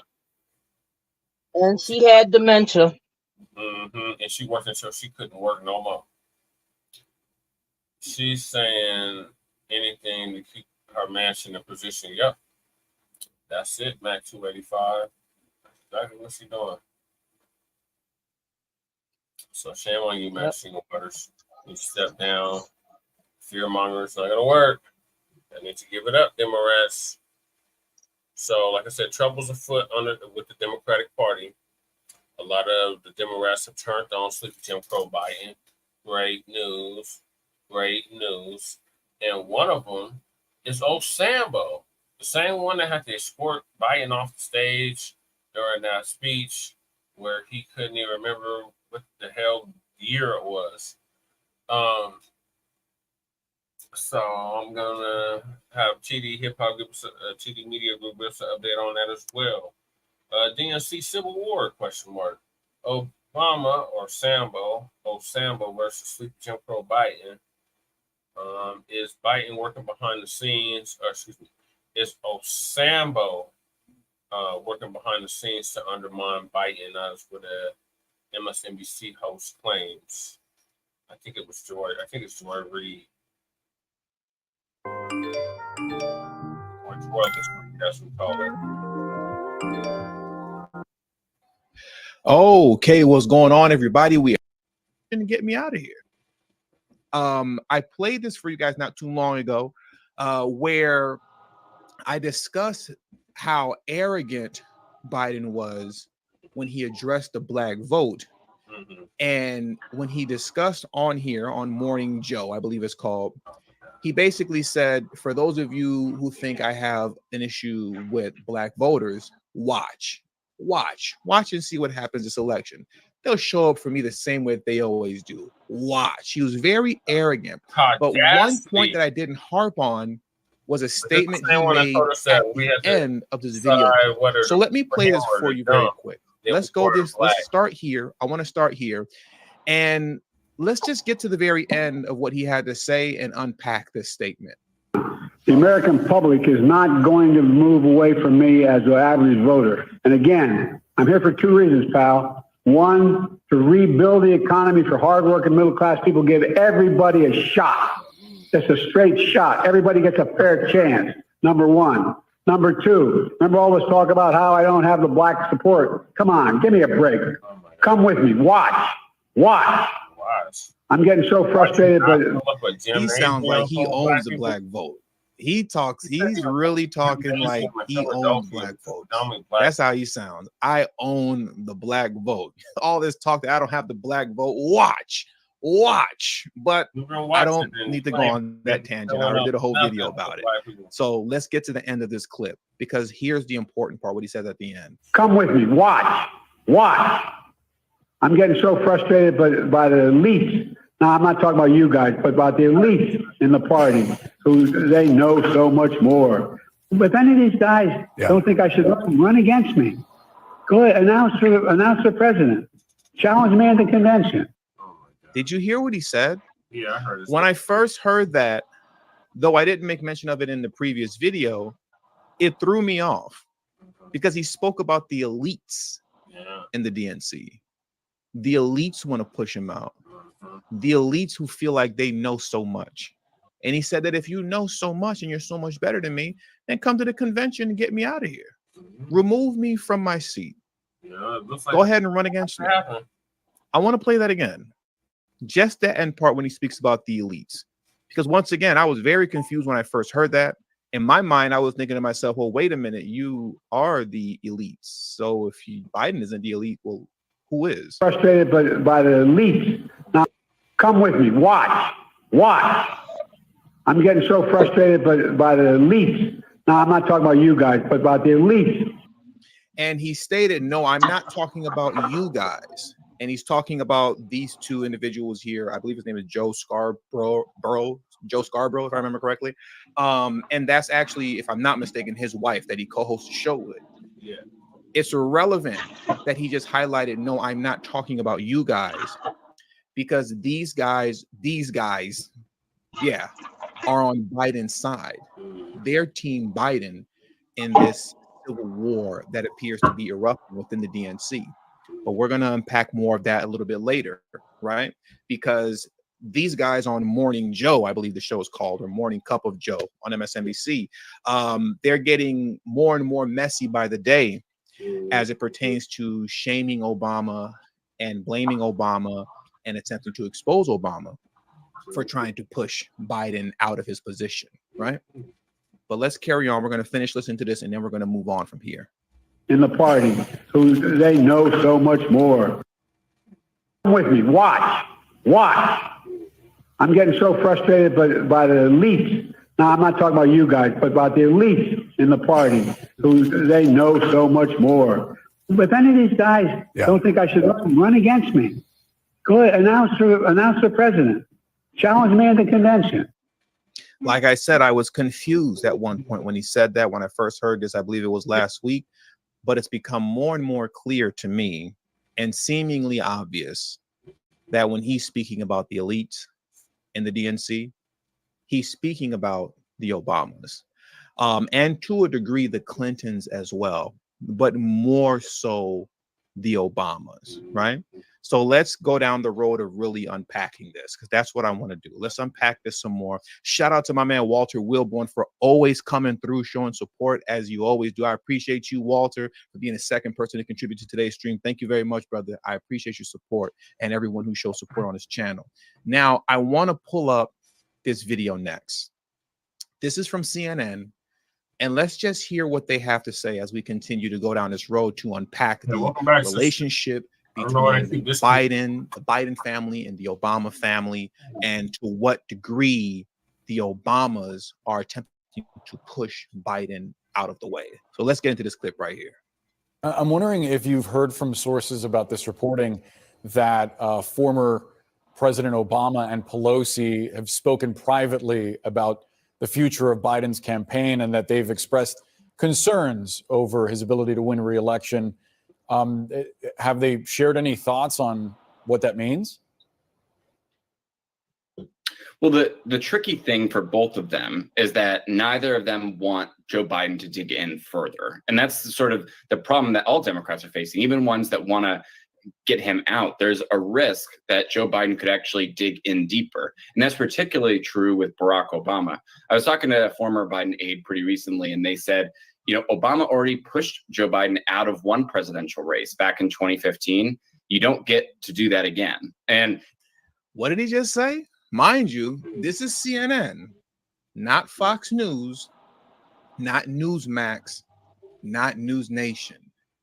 This is CNN that this is happening on, and that they're explaining and exposing this on. Let's run it back.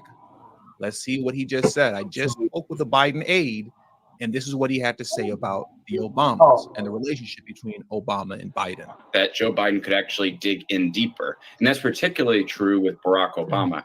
I was talking to a former Biden aide pretty recently, and they said, you know, Obama already pushed Joe Biden out of one presidential race back in 2015. You don't get to do that again. And now Barack Obama does not see it that way. His team doesn't see it that way. But I can tell you that Joe Biden's team sees it that way. They felt that Obama and his staff sort of selected Hillary Clinton over him.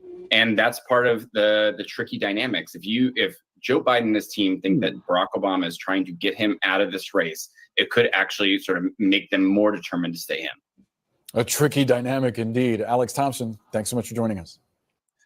So this feud, this kind of silent beef, they've done a really good job at maintaining a good public relation, right? They're really good at making it look good in public, like everything's all fine and great and dandy. You know, Obama and Biden get along great. They're best friends. But as we can see, this feud really began in 2015, when essentially, you know, according to the gentleman here on CNN, what happened was that as opposed to Obama getting behind Biden's run, or Biden's attempt to run in 2015. Biden didn't run it. If I remember correctly, Biden didn't run at all, if I remember correctly. Somebody help me out in the comment section. Did he even run, or did they just go straight to Hillary? I don't remember exactly the specifics.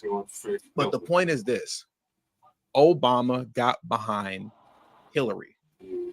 Obama got behind the Clintons. He didn't get behind Biden.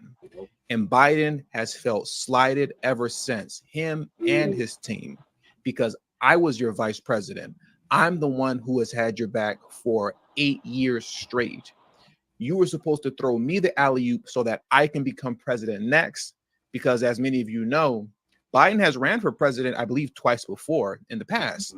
He failed miserably both times. So now it's supposed to be an easy alley-oop in Biden's mind for him to become president next. And instead of him getting that alley-oop, Obama threw it to Hillary. And Biden has been salty about it. Him and his team, they've been salty about it ever since, right? Ever since. So that's how long, and I was going to say something else, but that's how long this has been going on for. That's how long this has been going on for. So now what I want to do next is transition into an MSNBC video, because here's where things start getting messy. Here's where we're starting to see lines being drawn in the sand in between Team Biden and Team Obama. It's in this video here that I'm going to play now from, once again, the show Morning Joe with Joe Scarborough, if I'm saying his name correctly. Listen to this here, because what he's getting ready to do is he's going to blame Barack Obama for the, I believe it was the New York Times op-ed that came out written by George Clooney, in which George Clooney publicly stated that it was time for Biden to step down and step away. It was time for him to step down and step away. This op-ed was a very big deal over the past couple of days. And it is Joe Scarborough, essentially, that's getting ready to snitch on Obama. That's what's getting ready to happen right now. So let me play this clip for you. Let's get into it. Actually, wanted to ever watch. Let me rewind it back. Let me take it from the top. Also, there are 303 of you in the stream right now. Please hit the like button if you haven't already. And if you're watching on Twitter, because I am streaming live on Twitter right now also, go ahead and migrate over here to YouTube. You know, go ahead and migrate over here to YouTube so you can participate in the live chat. If I actually wanted to ever watch that with my kids again. This wasn't George Clooney. What do you mean? It just wasn't. Come on. What? Who do you think it was? Matt Damon? It was not Matt Damon. Who do you think it wasn't it was? Julia Roberts either. Who do you think it was? So clearly they've had conversations about this at home, because like I said, if I'm not mistaken, they are married. They're a couple. He's trying to pressure her into saying who he thinks it is. She's alluding to the fact that this wasn't really George Clooney's idea per se, but she doesn't really want to spill the beans. And pretty soon, Joe's just going to come out and say it. He's going to drop the hammer and just say it. Rewind it back just a little bit since I interrupted. What do you mean? It just wasn't. Come on. What? Who do you think it was? Matt Damon? It was not Matt Damon. Who do you think it wasn't was? Julia Roberts either. Who do you think it was? You can say the name. You won't melt. It's not Voldemort. Are you saying you think Barack Obama put him up to this? That's not what she said. That's what you said. And I feel you. You're holding it down for your man, Joe Biden. You're holding it down for your man, Biden. Your wife didn't say that. That's what you just said. The name. You won't melt. It's not Voldemort. Are you saying you think Barack Obama put him up to this? I think that Barack Obama has a lot of influence, and I think that there's a lot there. There's a lot there. There's a lot there. There is a lot there, And Willie. I'll tell you, there were two people in this picture, and one has had a presidency that was absolutely, undeniably historic. Yeah. Well, I think you have two people that had Mm-hmm. extraordinarily. Oh, I'm sorry. presidencies. Historic in terms of legislative accomplishments. You see how he's riding for his guy? Now, when his wife said, you know, now there's two people in his picture, one of them had a very historic presidency. And then he stepped in and said, well, I think there's two. I think there's two. My man Biden. Don't leave out my man Biden. He's riding with his guy. He is riding with his guy. Has had a presidency that was absolutely, undeniably historic. Yeah. Well, I think you have two people that had Mm-hmm. extraordinarily. Oh, I'm sorry. presidencies. Historic in terms of legislative accomplishments. Well, like you say, and They're both historic. And they're both historic. And Barack Obama, for sure. Affordable Care Act, not George Clooney. He probably said it too, Willie, but Joe Biden actually whispered that was a big deal. Effing deal. So yeah, I mean, it's this question hangs over. Did you hear that? At the very end? At the very end, she was like, oh boy, here we go. Here we go. The war has begun. Here we go. The war has begun. Listen to that sigh at the very end. Listen to that sigh. That says a lot. It speaks volumes. Big. Okay, deal. okay. Effing deal. So yeah, I mean, it's this question hangs over. And look at her body language afterwards. He's just going to kind of ramble a little bit at the end right here. And it's rambling because we're going to cut it off and we're not going to get full context of what he's trying to explain. But I'm going to make the screen bigger. Shout out to Praise Ya. I appreciate you, Praise Ya, for being the third person to contribute to today's stream. Thank you very much. I appreciate all the support. Let me make this bigger because I just want you to see her body language now after the fact.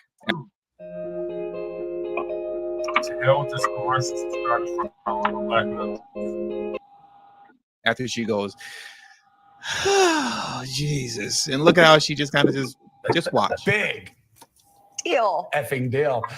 So yeah, I mean, it's this question hangs over all conversations, Willie, not just here, Willie, but with senators and everybody else about those of us who have spent a lot of time talking. Is it me? Am I overthinking it? I'll let it play because you don't need to hear the rest of it. But look at her body language. Her body language just says, oh, Lord have mercy. What did we just do? What did we just do? What did we just start here by throwing all this on Obama? That's what her body language kind of says to me after she gives that long sigh and goes, now he continues to talk, her hands on her face.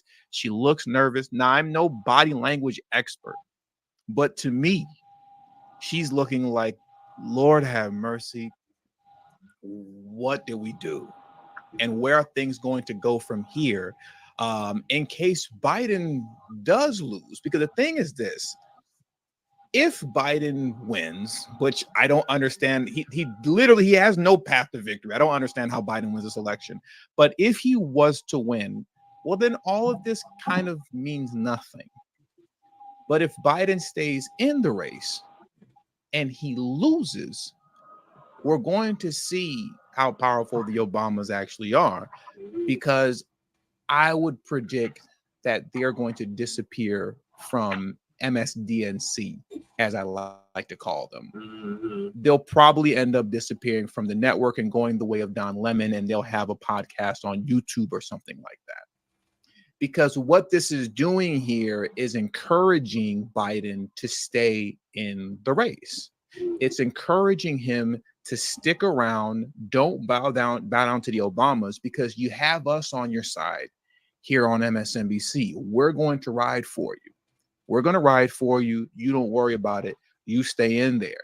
And if he stays in the race and loses miserably, as he honestly should, because once again, how he wins this, I don't know. Right. Part of that, the reason that he lost, or part of the reason that the DNC will have taken such a massive L, will be because they gassed Biden up to stay in. That'll be the reason why. Now, I want to go through one more clip right now before I get into a couple articles. I want to go through one more clip right now with these two before I get into a couple articles, because on this very show with Biden's people, and Obama has his own people in media as well, and we're going to get into that also. But in this very show right here, Joe is going to continue to snitch on Obama. They're going to carry on with this whole idea of exposing Barack Obama as the man behind trying to push Biden out. So let's get into that. I want to get into that right now. But before I do, let me give my thank yous. Thank you very much to Kai Azur. I hope I'm saying your name correctly. He said this could split the Dem party finally. This could do a number on the Democratic Party. This could do a number on the Democrat Party. This seemingly kind of internal civil war between the Obamas and Biden, this could definitely do a huge number within the DNC that they might not be able to recover from for a while. So I'm right there with you on that, guy. I'm right there with you. And shout out to Black Spider for the super sticker. I appreciate you, Black Spider, for being the 5th person to contribute to today's stream. Thank you very much for all support that you all show me on this channel. I do not exist without everyone's support. So now let's get into the next clip. And then after that, like I said, we're going to get into some other articles because it's going to unpack and reveal a lot more. And pretty soon, Michelle Obama is going to enter the fold of all of this as well. We're going to see the role that Michelle Obama is playing in this coming towards the end of the stream. We're going to get to her at the end, right? So let's get into the next MSNBC clip from this Morning Joe show, where they continue on essentially bashing Obama, right? And putting him as the one to blame for trying to push out Biden. The Biden campaign. Let me rewind it back. I want to take it from the top. Is the Biden campaign and many Democratic officials do believe that Barack Obama is quietly working behind the scenes to orchestrate this. And if Joe Biden believes that, that's not going to get him out of the race any faster. Anytime David Axelrod attacks him, David Axelrod ensures that Joe Biden will dig himself in another day. Yes. Let's stop right there. Who's David Axelrod? David Axelrod. I'm going to zoom in a little bit. Just going to read this paragraph here. David M. Axelrod is an American political consultant, analyst, and former White House official. He is best known for being the chief strategist for Barack Obama's presidential campaigns. After Obama's election, Axelrod was appointed as senior advisor to the president. He left the position in early of 2011 and became the senior strategist for Obama's successful re-election campaign in 2012. Okay? So that's who David Axelrod is. And as Joe just said on Morning Cup of Joe, or Morning Joe, whatever the MSNBC show is called, anytime this guy opens his mouth against Biden, because if I'm not mistaken, he's a political commentator for CNN. Whenever he speaks out against Biden or just simply critiques Biden, right, according to Biden's guys that we were just listening to on Morning Joe, that just makes Joe Biden want to stay in the race even more. Because, oh, you're going to critique me? You're going to talk about me from the Obama side? That's how you guys are going to do me? Well, watch this. I'm going to stay in the race, and you see what I do. But these are Obama's guys that they're speaking about right now, and they're going to carry on speaking more on Obama's guys. Lines are being drawn in the sand in this internal civil war happening within the DNC between the Obama family and the Biden family, those who support Obama and those who are with Biden. And, you know, spoiler alert, Obama's going to win.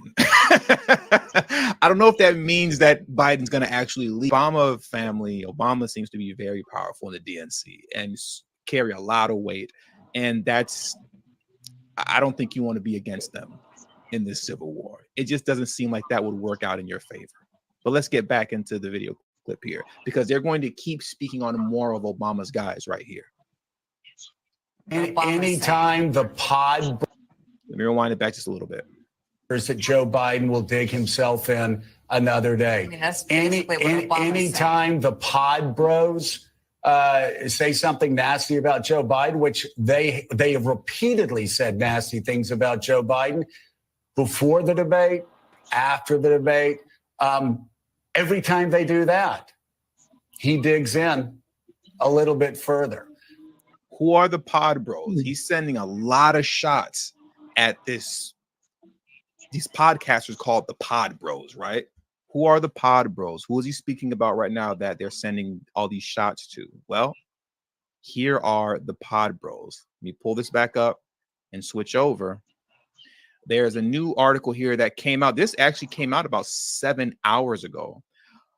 Obama's pod bros fire back at incompetent Biden team.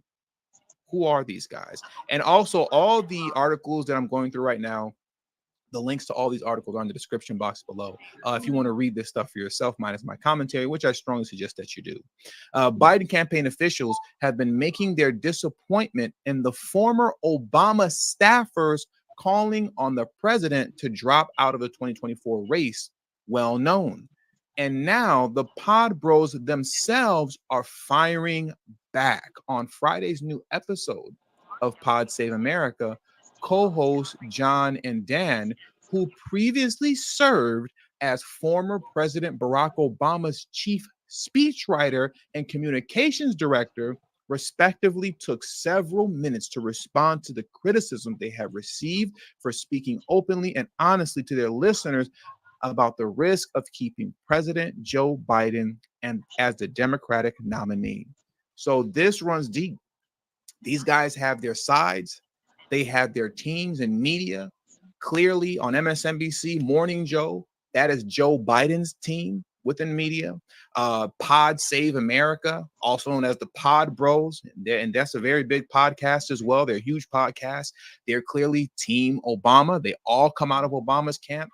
And these guys are warring with each other right now, throwing all type of shots back and forth at each other. This is very interesting to watch how all of this is playing out. Now let's get back into the MSNBC clip to round that out, because there's a couple other things that I want to get into at the very end. The pathway to Joe Biden graciously stepping aside does not go through the Obamas or the Clintons. It just doesn't. You hear how the Clintons keep getting brought up because they're a player in this too. But it appears that the degree to which the Clintons are a player in this is just, at least on the surface, really seems to come from a place of bitterness that Obama picked the Clintons over Biden, that he picked Hillary over Joe in 2015. It appears to be that's where that really comes from. Let me rewind it back just a little bit. Or the Clintons. Does not go through the Obama. I'm sorry, let me rewind it back just a little bit more. The pathway to Joe Biden graciously stepping aside does not go through the Obamas or the Clintons. The pathway to Biden graciously stepping aside does not go through the Obamas or the Clintons. That's him standing on business for his guy, Joe Biden. Basically saying, you guys can do what you want to do. You can say what you want to say. You don't run nothing around here.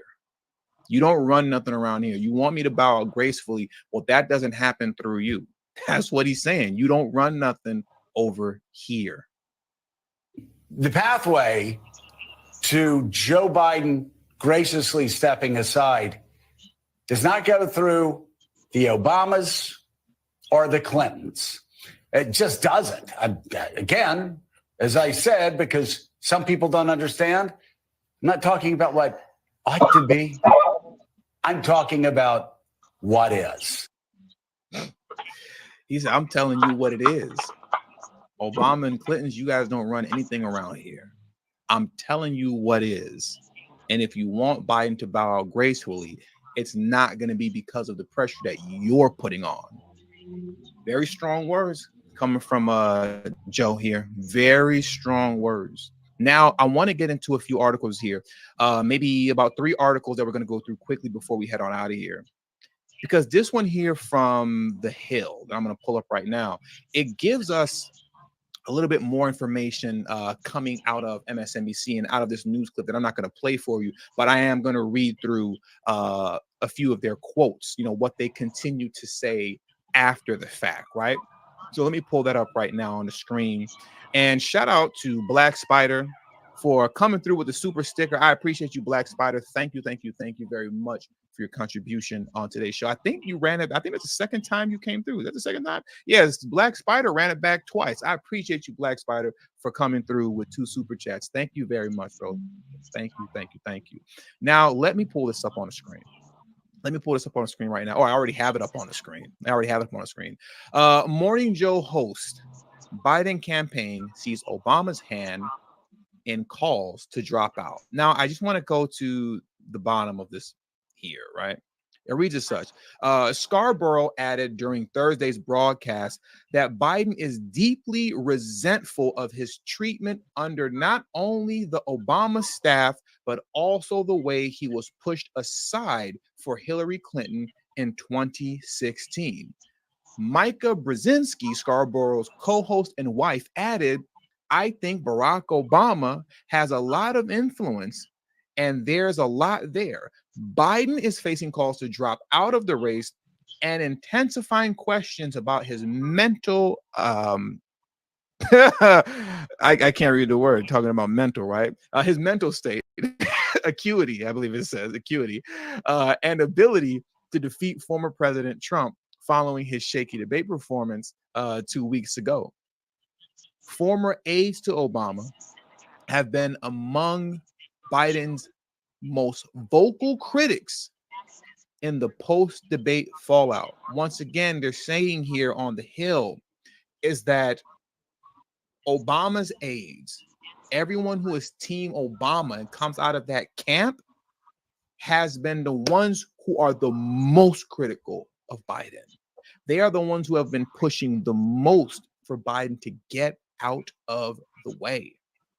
Biden has said he intends to stay in, while Scarborough has defended the president from calls to bow out. And why has Scarborough defended the president's calls to defended the president from calls to bow out? Because as we clearly see in all the video clips that we watch, Biden is his man. He's Team Biden in this DNC civil war. That's who he's running with. Actor George Clooney, a prominent backer of both Biden and Obama, published an op-ed in the New York Times on Wednesday calling for the president to step aside. Obama reportedly discussed the opinion piece with Clooney beforehand. I'm going to repeat that again, right? Because I got a little mush mouth there. It states, Obama reportedly discussed the opinion piece with Clooney beforehand, though the former president allegedly did not encourage the actor or dissuade him from coming out against Biden. So like I said earlier, that was a big deal when that op-ed came out by George Clooney calling for Biden to step down. That was a huge deal over the past couple of days in the news cycle, right? And apparently now it's being reported that Clooney did speak with Obama about it, but Obama didn't give him a yay or nay. He just told him, hey, man, you do whatever you feel in your heart. You do what you want to do. If you want to drop it, you could drop it. I'm not telling you to do it. I'm not telling you not to. And from Biden's perspective, you know, and from Biden's side of things in this DNC civil war, I can see how that's looked upon as disrespect. Because if you were my man, if we was cool, if we were friends like that, and if you had respect for me, when Clooney came to you with that, you would have told him, no, don't do that. Don't do that. Just let Biden write it out. Let me talk to him. Let our teams work things out. Let's see if we within the DNC can figure things out. You don't drop that. But you knew about it and did nothing. So as you can see, this beef is deep. This beef is deep because Obama not giving him or yay or nay is essentially a yay, right? That's essentially what it is. He's basically telling you to drop it. Go ahead and drop it. Saying that, I don't know, man, you do what you want to do, I guess. That means drop it without saying drop it. Biden is a noted watcher of Morning Joe, MSNBC's flagship morning talk show, calling in on Monday to defend himself from critics on the left. Now let's get into this over here.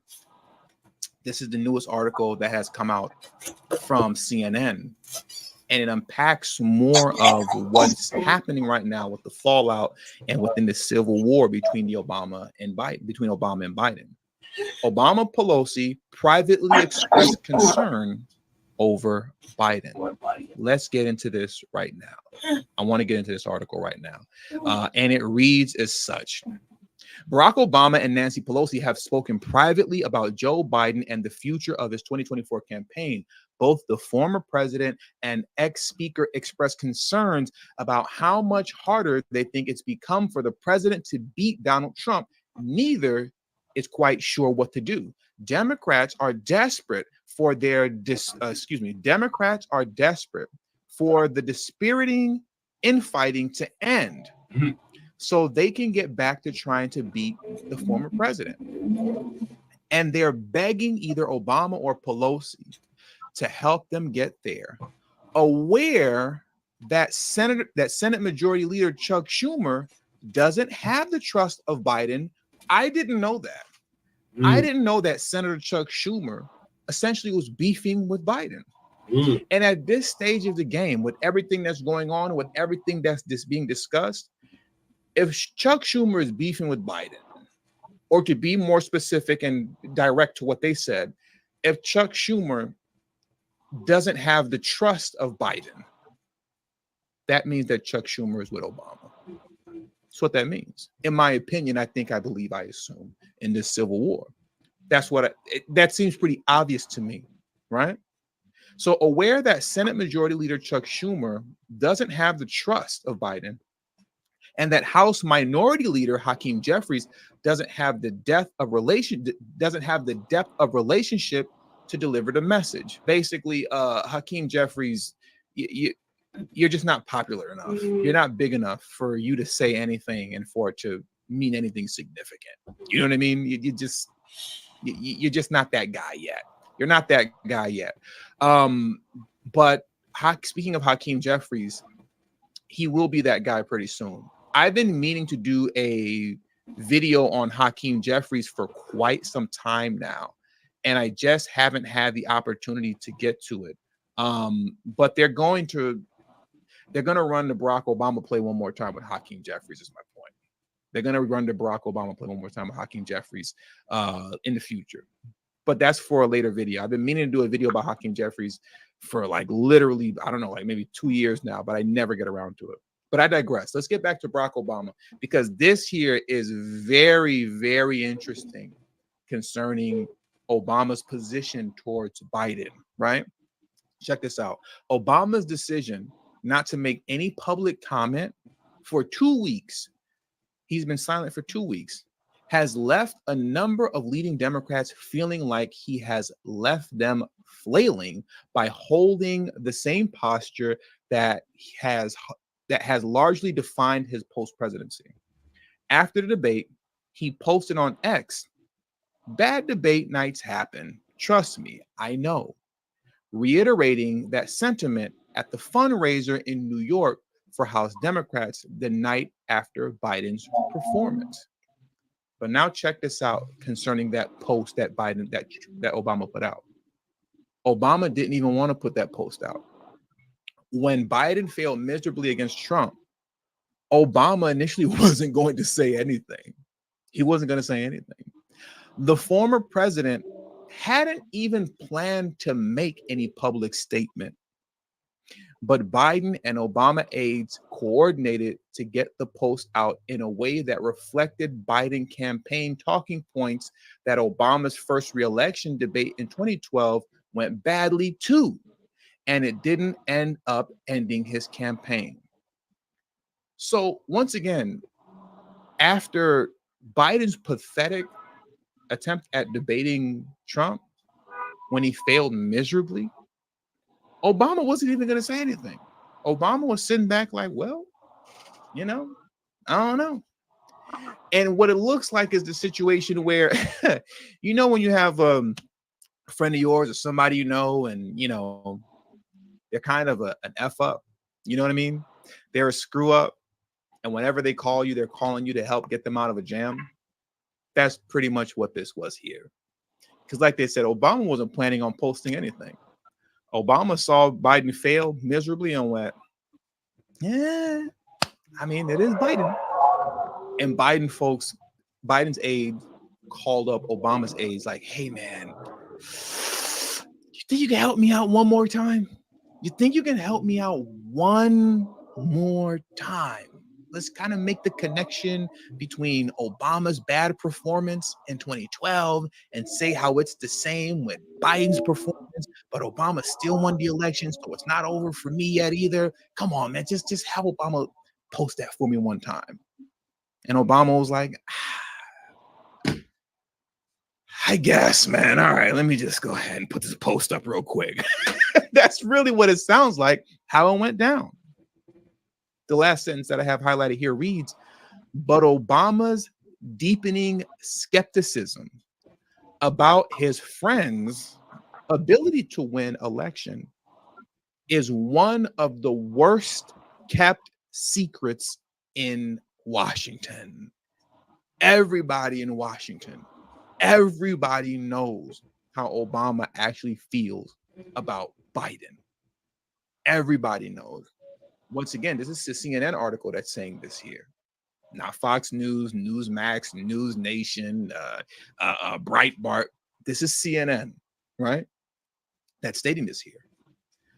Now, in closing, I want to get to this last article here surrounding Michelle Obama, because now this article makes sense. I came across this article, I think it was about a week ago. I thought about talking about it, but I didn't really know what to do with it, because it just seemed like it's kind of a random standalone article concerning the relationship between, you know, Obama and, you know, and the Biden family, right? It just seemed like it just wasn't really worth something for me worth reporting on at the time when I came across it. But now this is all making sense. Michelle Obama's Biden family frustration. Here's where Michelle comes into the fray. And there are currently around 458 of you in the stream right now. Please hit the like button if you haven't already. How does Michelle Obama play into all this? Michelle Obama has privately expressed frustration over the Biden family largely exiling her close friend, Kathleen Buell, after Buell's messy divorce from Hunter Biden, Axios' Alex Thompson reports.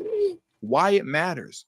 The family tension and the former First Lady's disdain for partisan politics helps explain why one of the most popular Democratic voices hasn't campaigned for President Biden's reelection. I'm going to read that again because I fumbled it, but that's very important.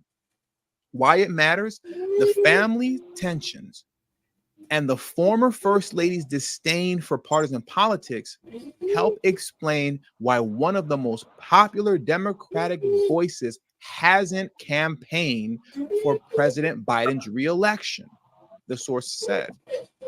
Even former President Obama has been a willing surrogate. And we all know Obama, he's been out there seemingly now rather reluctantly, but trying to somewhat be a team player with the DNC. But Michelle Obama has been quiet as a mouse when it comes to Biden. Hasn't had anything to say. Will not campaign for him. I wonder why that is. They're saying to some degree it has to do with her relationship with Kathleen Buell, Hunter Biden's ex-wife, and her not liking how they seemingly did her dirty once Hunter divorced her, right? But let's carry on.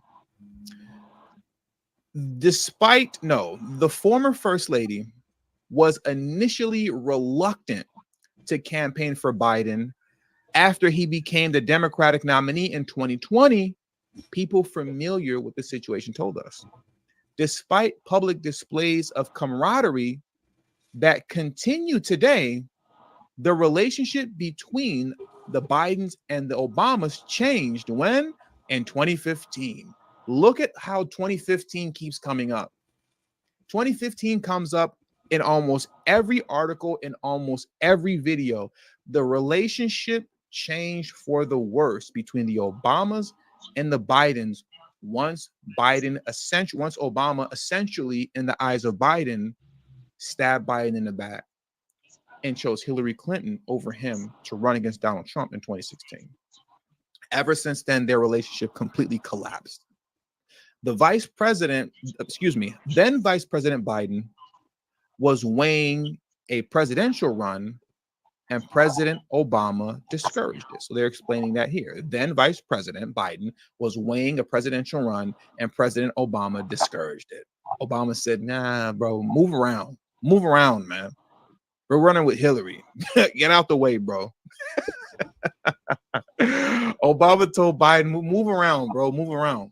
We're going with Hillary. Yeah, you were my VP for 8 years and you had my back, but whatever, man, it's business. Move around, bro. You're not ready. And it hasn't been the same ever since. But get this here. The former president regularly praises and boasts Biden in posts on X, meaning Barack Obama, because he's trying to be a team player. But Michelle Obama hasn't posted about Biden's reelection campaigns since he got in the race. Michelle Obama has been quiet as a mouse when it comes to Biden this entire time. As we've continuously seen, Obama somewhat reluctantly trying to be a team player, even though he doesn't, it's clear that he doesn't like Biden. But Michelle Obama seemingly is wearing her heart on her sleeve. She doesn't like the way that the Biden family did Kathleen Buell, right? Hunter Biden's former wife. She doesn't like how the Biden family did her. And on top of that, she now, apparently because of that, she seemingly wants nothing to do with Biden. And won't even campaign for the man. But I do think it's a little bit deeper than that. I don't think it's just about Kathleen Buell, because clearly the huge rift happened in 2015 when Obama backed Hillary Clinton over Biden, right? That is clearly the wedge that drove the two families apart. But it also makes sense for Michelle Obama to not be campaigning for Biden when you plan on running yourself, if that is the case. Now, like I've said over and over again, we've all heard Michelle Obama said that she's not doing it. She hates politics. She wants nothing to do with all this kind of stuff. She has no desire to run.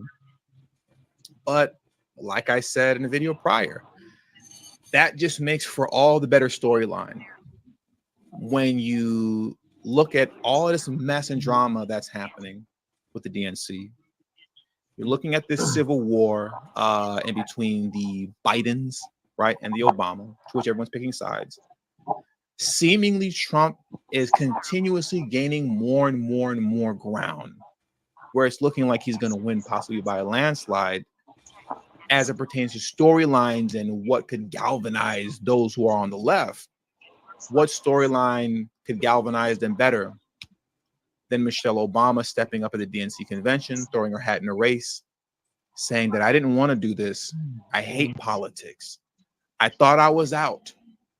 But in order to save the nation so that we don't fall into civil war, I'm going to have to stand up and challenge you, Biden, and get you out the paint. I'm going to come out of my place of comfort and security to save the nation. And that storyline will probably somewhat work. It'll probably somewhat work to galvanize those on the left. Honestly, I think it's kind of silly that it would work, but I wouldn't be surprised. And with all that being said, that does it for today's stream. I want to give my final thank yous. There are a couple, some support that came through that I didn't get a chance to get to. Hopefully you all found this stream fruitful. Please, if you did, hit the like button on your way out. Please hit the like button. and subscribe to the channel if you're new to the channel. Subscribe to the channel if you're new to the channel. Shout out to, who am I missing here? I know Black Spider came through a couple times. Who is this? Sharon, advance your life. Stated, all we need is an Obama, Biden, Clinton dance-off. That's how they should resolve this beef.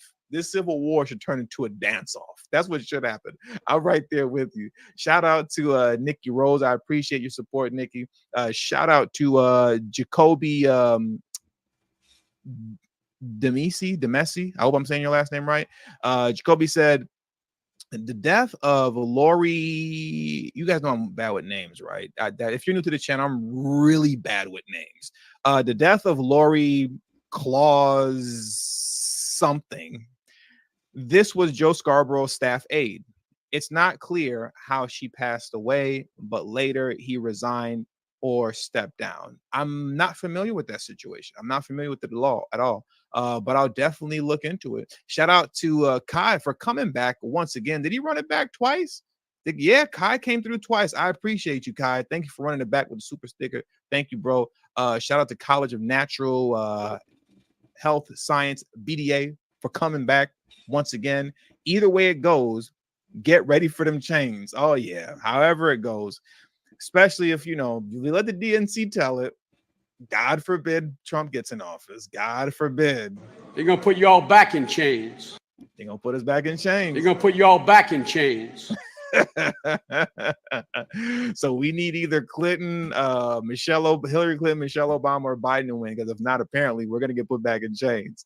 And shout out to my man Saul for coming through once again. Not sure which drama is better, the Democrats or the royal family. Yeah, it's looking like I'm gonna have to go with the Democrats right now. I have to go with the Democrats. I'm not too familiar with royal family beef. I know that things are a bit messy over there on the other side of the pond, from what I've heard. My wife kind of keeps up with that a little bit, but I'm not too deep into that. I don't know what's going on over there. But what's happening right here now with the Democrat Party? Yeah, it's not looking good.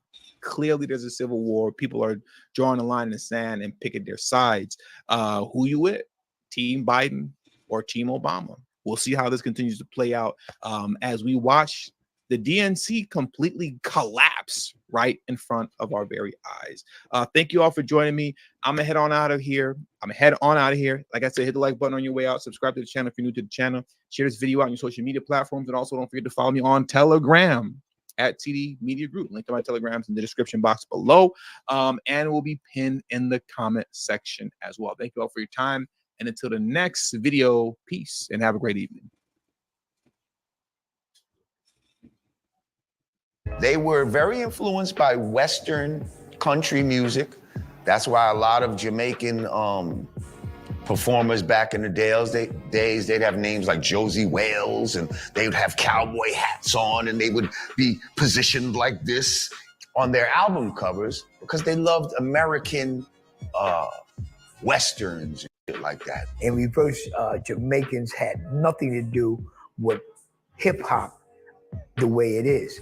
I'm not hip hop according to most people, but I am the source of what hip hop became.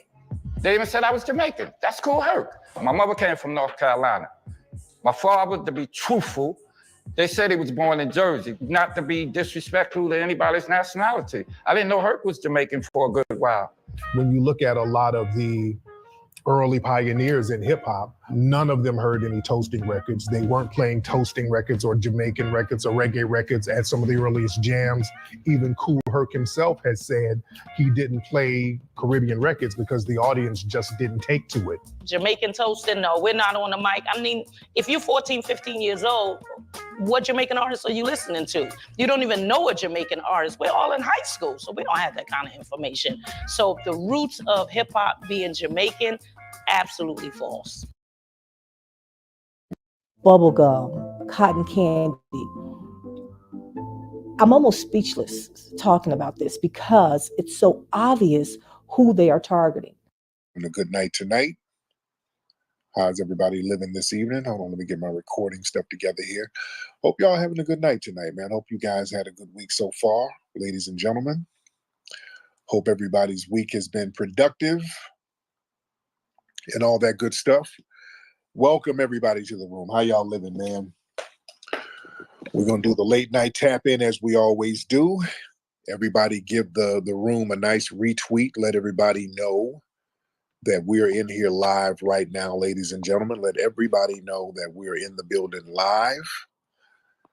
And I hope you're going into a nice, productive weekend, ladies and gentlemen. And I hope if you're out here in LA, you're going to be hitting up the microphone check screening starting tomorrow at the Landmark Sunset Theater. Tomorrow, Friday, the 12th. It's going to be microphone check popping off. I think the screening is at 9 p.m. tomorrow night. Saturday, there's 2 showings, one at 2, another one at 7. Sunday, I think the same thing, and continuous throughout the week. So everybody, if you are in LA, go to the Landmark Sunset Theater. I might be up there tomorrow. I know I'm traveling to Atlanta this weekend, so I'm getting ready for that. I got to hit up a whole bunch of different cities. Oh shit, I forgot. I got an interview in the morning too on Zoom with NBC somewhere on the East Coast. So I forgot about that. So I can't be on too late. But we're doing a lot of promotion. But I'll try to be up there tomorrow. I think I'm going to be up there tomorrow night. So y'all come join me at the at the Landmark Sunset Theater. Now, next Friday in New York, the New York screening will start on the 19th. I'm going to be there. I'm going to be up there because I'm going to Atlanta. I got to do television stuff in Atlanta. Then I got to go to do some TV stuff in DC. Then we got to do a bunch of stuff in New York. And I'll be at the screening at the Quad Theater in New York. And you guys can get your tickets now for that. And that one's going to be popping. And that one's going to be popping the whole week as well. But come through Friday and Saturday, definitely. We need to get them weekend numbers up. And it'll be great to be watching the film with a crowd, man. So go to microphonecheck.com, microphonecheck.com to get your tickets to watch the film. What's up, brother Black Alpha? I see you, sir. I see you. But yeah, we're doing a lot of good press for the film, and we're getting it popping, and people are very excited about it. What's up, Nikki the God? I see you, beloved. I'm gonna get some calls in a second. Before I do, man, did y'all see your boy Biden? Nigga, Biden, his mind is gone. Biden is so gone right now, man.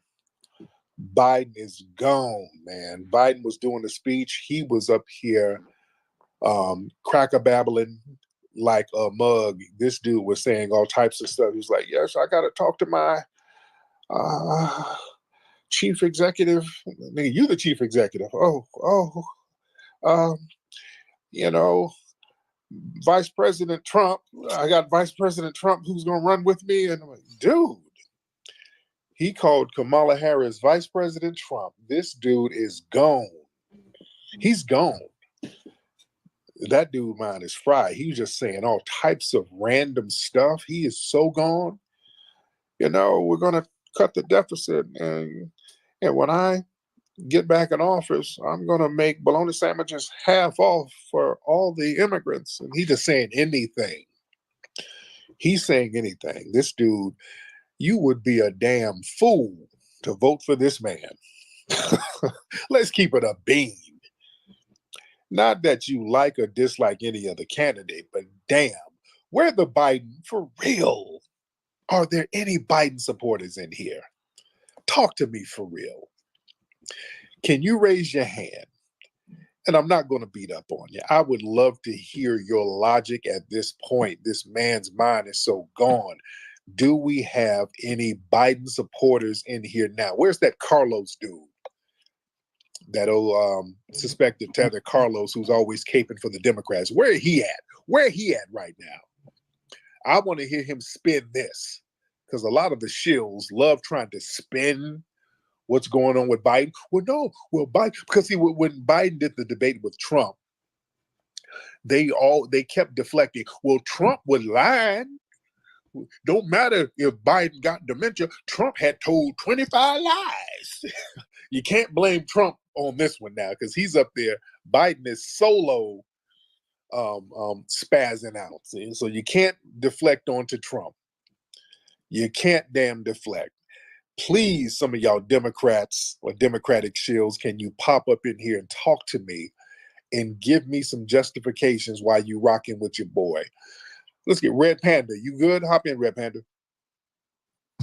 What's up, Tariq? I'm good, man. How are you? Peace to the family. Yeah, I'm good. I had two quick things. When I look at Joe Biden, I don't know if you remember the movie from the 90s, Dan Aykroyd, when he started Nothing But Trouble. But every time I see him at this stage, he remind me of Dan Aykroyd from Nothing But Trouble. Everybody go check that out. Just look at the screenshot and you'll kind of laugh at that. But real quick, one other thing I wanted to go at. It's kind of off topic, but it is about the microphone check and the long legacy or the misrepresentation that that Kool Herc was the grandfather or the father of hip hop.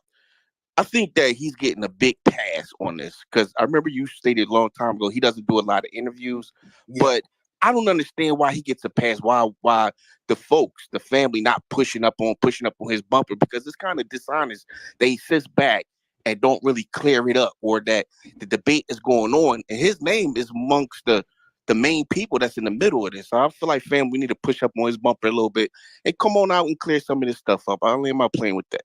Thank you. So yeah, here's the thing with Herc, and I give Herc the respect he's supposed to get. Herc, at first, I don't think he was saying that he was the creator. Herc would be honest for the most part. Later on, he kind of started backpedaling and he kind of goes in, back and forth with certain narratives. And again, he doesn't do too many interviews, so he leaves a lot of stuff out there. But Herc has done interviews and he's been honest about saying, hey, we saw stuff that would be hip hop way before I started doing my stuff, his parties rather. He saw b-boys, he saw people playing breaks, and he got some of those breaks from other people.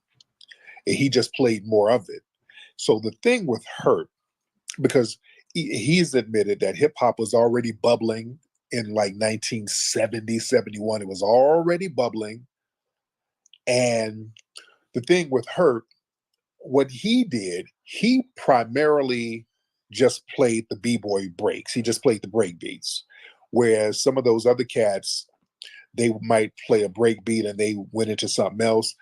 His parties primarily focused on the kids who basically couldn't get into the disco clubs. So that kind of set him apart.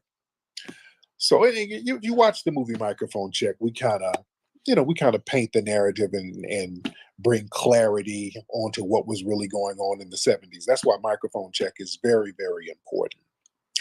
And it's very important for the family to help boost the legacy of our culture. Shout out to our brother, Lord Jamar. I've been seeing him do some phenomenal interviews. He was on The Art of Dialogue, breaking it down, talking about the real origin and how the Latinos, again, they came later. And that's okay. This whole thing, one of these tethers, that what's this DJ name, this Colombian tether, he wrote me a whiny tweet talking about how divisive I am because we're not letting the damn Latinos steal credit. That's not divisive. We're not going to let you steal some credit for some shit you didn't do. That's just not going to happen. The truth is out there. What they want us to do, they want us to go along with the lie. We're not doing that. We're pushing back, and we're pushing back hard. Family, this is very important because what happens, they've always done this to all of our genres. They take our genres and we sit up here trying to be on some kumbaya and we let them take it. And then what happens is we become guests in things that we create. And with this, we see it for what it is. And we're saying, no, we're not going to let that happen. We're not going to let you guys rewrite no damn history right in front of our faces. And it's very important that they do it now. It's very important that they get this thing off now. That's why they're so butthurt with Microphone Check, because this thing has checked their asses. And it's a hot film. It's #1 already. It's in theaters all over the country. Everybody's talking about it, so they can't run with that narrative. Every time they try to go with that narrative, everybody's shutting them down immediately. all on YouTube, wherever, all on TikTok, all on Instagram, all on Facebook. The minute they start running with that narrative that we got hip hop from the Caribbeans and Jamaicans and Puerto Ricans and all that, it gets shut down. And cats who roll with that narrative, their reps are looking funny style. Look at Busta Rhymes. You know, Busta Rhymes ain't really running out here talking like that no more. People are kind of low key letting them know that wasn't a business. Fat Joe, people are kind of hollering at him about that. Even with KRS-One, people are like pushing back on that. Hold on. King Flea, what's happening, brother? You got your sound effects going. Hold on, what's happening, bro? My bad, Flea. What was that, brother?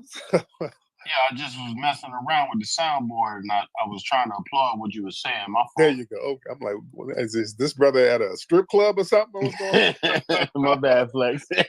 What's up? What's going on with you, King Flea? Hey, everything good, man. I spoke to you before. I asked, talked to you a couple years ago. I want to give a shout out to my brother Terrell Wendell Richburg. He put me on to you. Yes. He passed away August 5th of 2022. I just want to give a shout out and get him on the board. But what I wanted to ask you is, are you going to do a definite, like, in depth of that 2025 thing? Because a lot of people that I've been getting in contact with, going on the back and forth, they keep bringing it up, and it's kind of funny style. You know what I'm saying? So I'll land my plane there. I'm gonna land my plane there. But I'm just saying, like, it's like they keep bringing it up like the boogeyman. And it's like, come on now. Right. And I touched on it a few times, and it's a long document. It's like 900 pages, but it's a lot of boogeyman propaganda that the Democrats are using to scare us, man. It's another scare tactic. So look, we've been living with Project 2025 for 400 damn years. That's all I got to say about it. These folks ain't got no new tricks they gonna wheel out on us. They done everything to us. So it's time to just give us our paper. Let's get Khalif, brother Khalif. Yeah. Hey, how you doing, Tariq? What's up, Peace, love, and reparations, family? My New York brother. What's happening with you, bro? Yeah, I was just listening to the brother talk about Herc. I just wanted to reiterate on something real quick. Like, Herc even admitted that, he was watching brothers like Smokey, P.T.J. Jones, and Grandmaster Flowers before he was doing his thing, and Mario. Yes. I was at a Mario party with Bambaataa, and we standing there in the crowd, and Herc is standing like maybe 5-10 feet away from us. You know what I'm saying? Watching Mario also. So, before Herc, started doing that party in 73 or whatever it was, you know what I mean?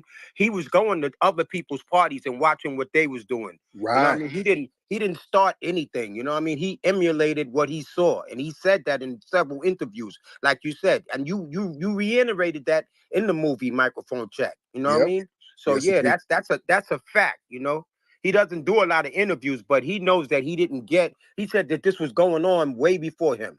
Yes. You know what I mean? He said that. He's made that statement. Yes. I'm gonna land my plane with that, but he didn't start anything. My man. Thank you so much, brother Khalif. Shout out to Khalif, my New York brother. And again, man, y'all need to come on out and see Microphone Check. Y'all need to come on out tomorrow in LA. Come on out. New York, the LA and New York tickets are already up. The tickets for New York, they're up. It's all on Fandango. We're on everywhere. We're everywhere. We're on Fandango. So family, go to microphonecheck.com. All my New Yorkers, join me next week. It's going to be a phenomenal event. That whole weekend, it's going to be popping. The tickets for the other cities, for Atlanta, Chicago, DC, Philly, they're going to go on sale Monday. And those screenings are going to be next Friday as well. They're going to start next Friday. So those tickets will go on sale Monday for all those other cities. So we want to see Atlanta in the building. Again, I'll be in Atlanta this weekend. The Atlanta Journal-Constitution, they're doing a story about me. That's going to run. I'm going to do some TV show out there in Atlanta. I know my PR firm, they got me doing a lot of TV stuff. So we're going to be in Atlanta. I'm going to be in Atlanta this weekend. All my Atlanta people hit me up. Let me know what's going on in Atlanta. Let me know what's popping. Let's get Brother Jody. What's going on? How you doing there? What's up, brother Jody? How are you?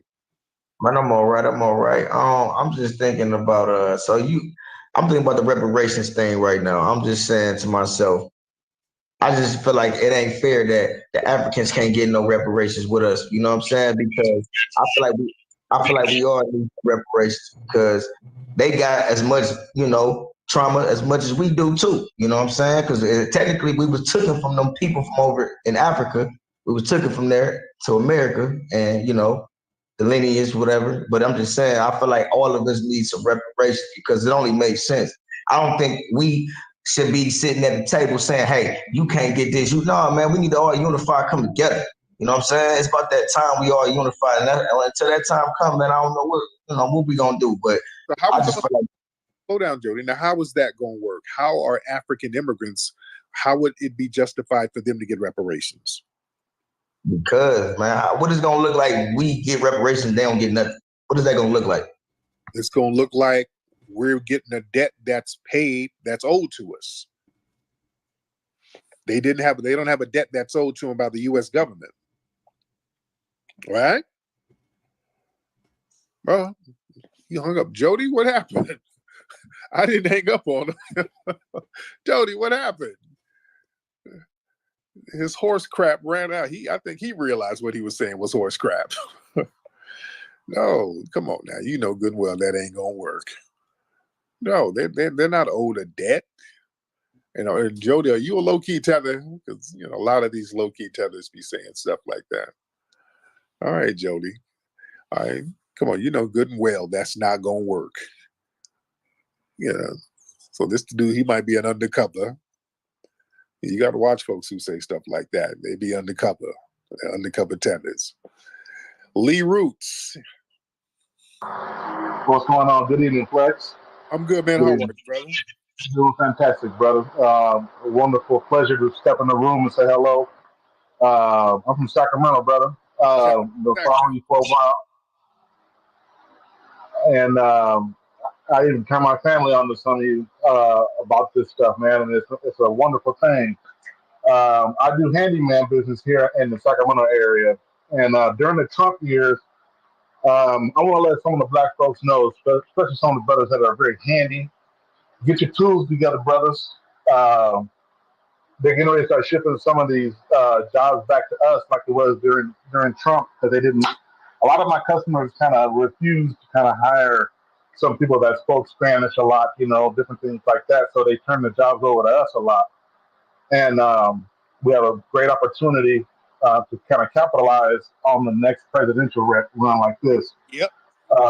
And I'm going to tell everybody, I was so busy, man, during that Trump period. I'm sorry, I'm a little bit nervous. My voice is waiting a little bit, but yeah, man. Yep. Hey, sisters too, get your house clean and stuff together. Absolutely. Absolutely. Let me land your plane because you got all types of raindrops in the background, but the brother's making a good point. A lot of people, for a lot of, serious things that they want to get built, a lot of them don't want to go for the undocumented migrants. A lot of people, they're kind of moving away from that because, truth be told, a lot of the undocumented migrants, when it comes to building stuff, there's this myth that they can get a lot of stuff built. Not really. I don't know your experiences, but building a lot of stuff, not as thorough as people try to make it out to be. No disrespect. You get some of these brothers out here. They know what some of these brothers who are handymen and brothers. They can put things together. Because I done gone to, I wanted a little furniture put together here and there. Dude, I done went to some of the Home Depot cats. Y'all know what I'm talking about. And man, they put stuff together so janky. to be honest, some of that stuff is put together janky as hell to keep it a beam. So it ain't cracked up like you think it is. Get you one of these brothers out here who's thorough and have them put it together. Malcolm, what's up, Malcolm? Then we'll get the other cat. Malcolm. Tyreek, I was next. Wait. Yeah, yes. It's sexy men.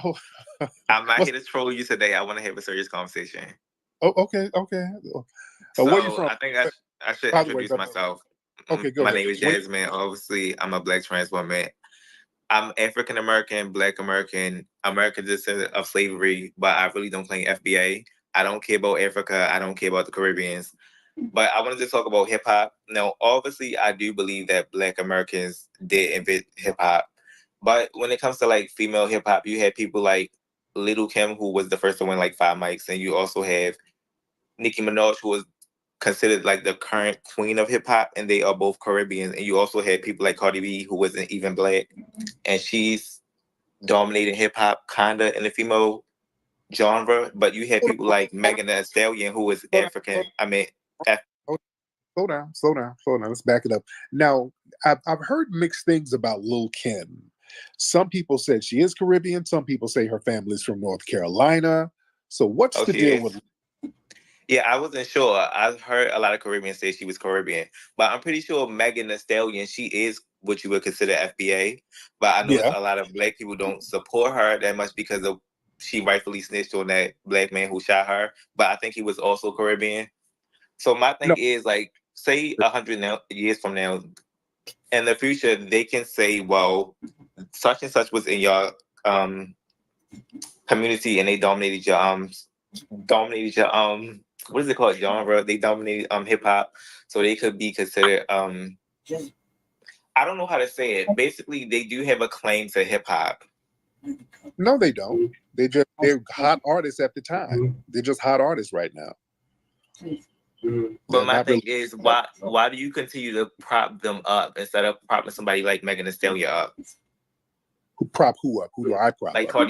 Cardi B, Nicki Minaj, all these people that are Caribbean. I don't even know what Cardi B is. And when you say who, you saying why do you prop them up? Do you mean me? Because I don't prop them up. Like Black people, Black Americans, Black. American. Okay. There you go. You mean Black people? Okay. Yeah. Well, I guess Black people like the hot songs. Some of them have hot songs. There's like Biggie was Caribbean, but he had hot songs. So that's the thing. You got a lot of people. We welcome them into the culture. If you can spit, and that's your problem. If you're gonna delineate, as you say, you have to be exclusive and just cut them all out. Well, we're delineating as far as claiming our lineage because that's a definite. We come. I'm so sorry, y'all. I like food. So, J Millie is in the building. What up, J Millie? What's cracking, cuzzo? I'm sorry, it's completely bad an hour ago. Says, what's cracking? I don't happen to Trump fighting. Might drop out anyway. The problem, go back to the basement. Yeah, cuz that's what's gonna happen. I'm in the minute. Oh, BP. Yeah, BP Trump. Yeah, he's done. That's the only way the Dems could win the election. Still has to run. Unfortunately, she didn't mention with it. Yeah, because her mom just died. Her mom got real sick. No, her mom just died, so she's not gonna run for president. Democrats. Shit, you want me to do? Well, like, Dems can like how the Republicans for 4 years. Yep. And Doc Sanchez, yep, Cornell West 2024. That's right. That's what we're on over here. Team Cornell or the couch. That's it. So unfortunately, I'm gonna end this now. Make sure y'all join us for part 2 later on today, since it's now Sunday. we're gonna fell apart in the better hours. That's the food bank, and we'll have you. We'll be back with part 2 of Frontline Black News, season 4, episode 15. So, thank you to everybody that tapped in. I do apologize for not being there toward the end, but we appreciate West Coast correspondence about San Forty. It's about the pants. We appreciate Sister Denise for tapping in with us. And we appreciate everybody that was in the chat. Twin, Matt 285, and of course, Cuzzo, Jay Militant, and Also, Doc Sanchez, so we appreciate y'all. Thank you. So we're gonna end it here. So thank y'all for tuning in to season 4, episode 15, part 1 of Frontline Black News. Make sure y'all like and subscribe to all our platforms, Frontline Black News, on Facebook and YouTube. The Revolutionary Agenda on Facebook and YouTube, and Shabaka's Black Experience Enhanced on Facebook and Twitter, now X.com. So, ladies has nothing else to add. Sorry, Felly. I'm very sick. I fell apart. You know, like the last 2 hours back here. So really, really uncomfortable. I'm so sorry. We'll see you tomorrow for part 2. But thank you to all our guests and everybody. Stay alert and watch out for each other. We are at war. Thank you, Felly. Go ahead.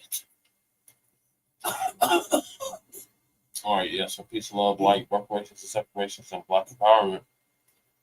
Shane Krumah, Carlos State House of Representatives for District 8 candidates signing out from the Mile High Income and Legal Migrant Flooded City in the sundown town, known as Aurora, Colorado. Peace, Black family, see y'all in about 12 hours. Part 2.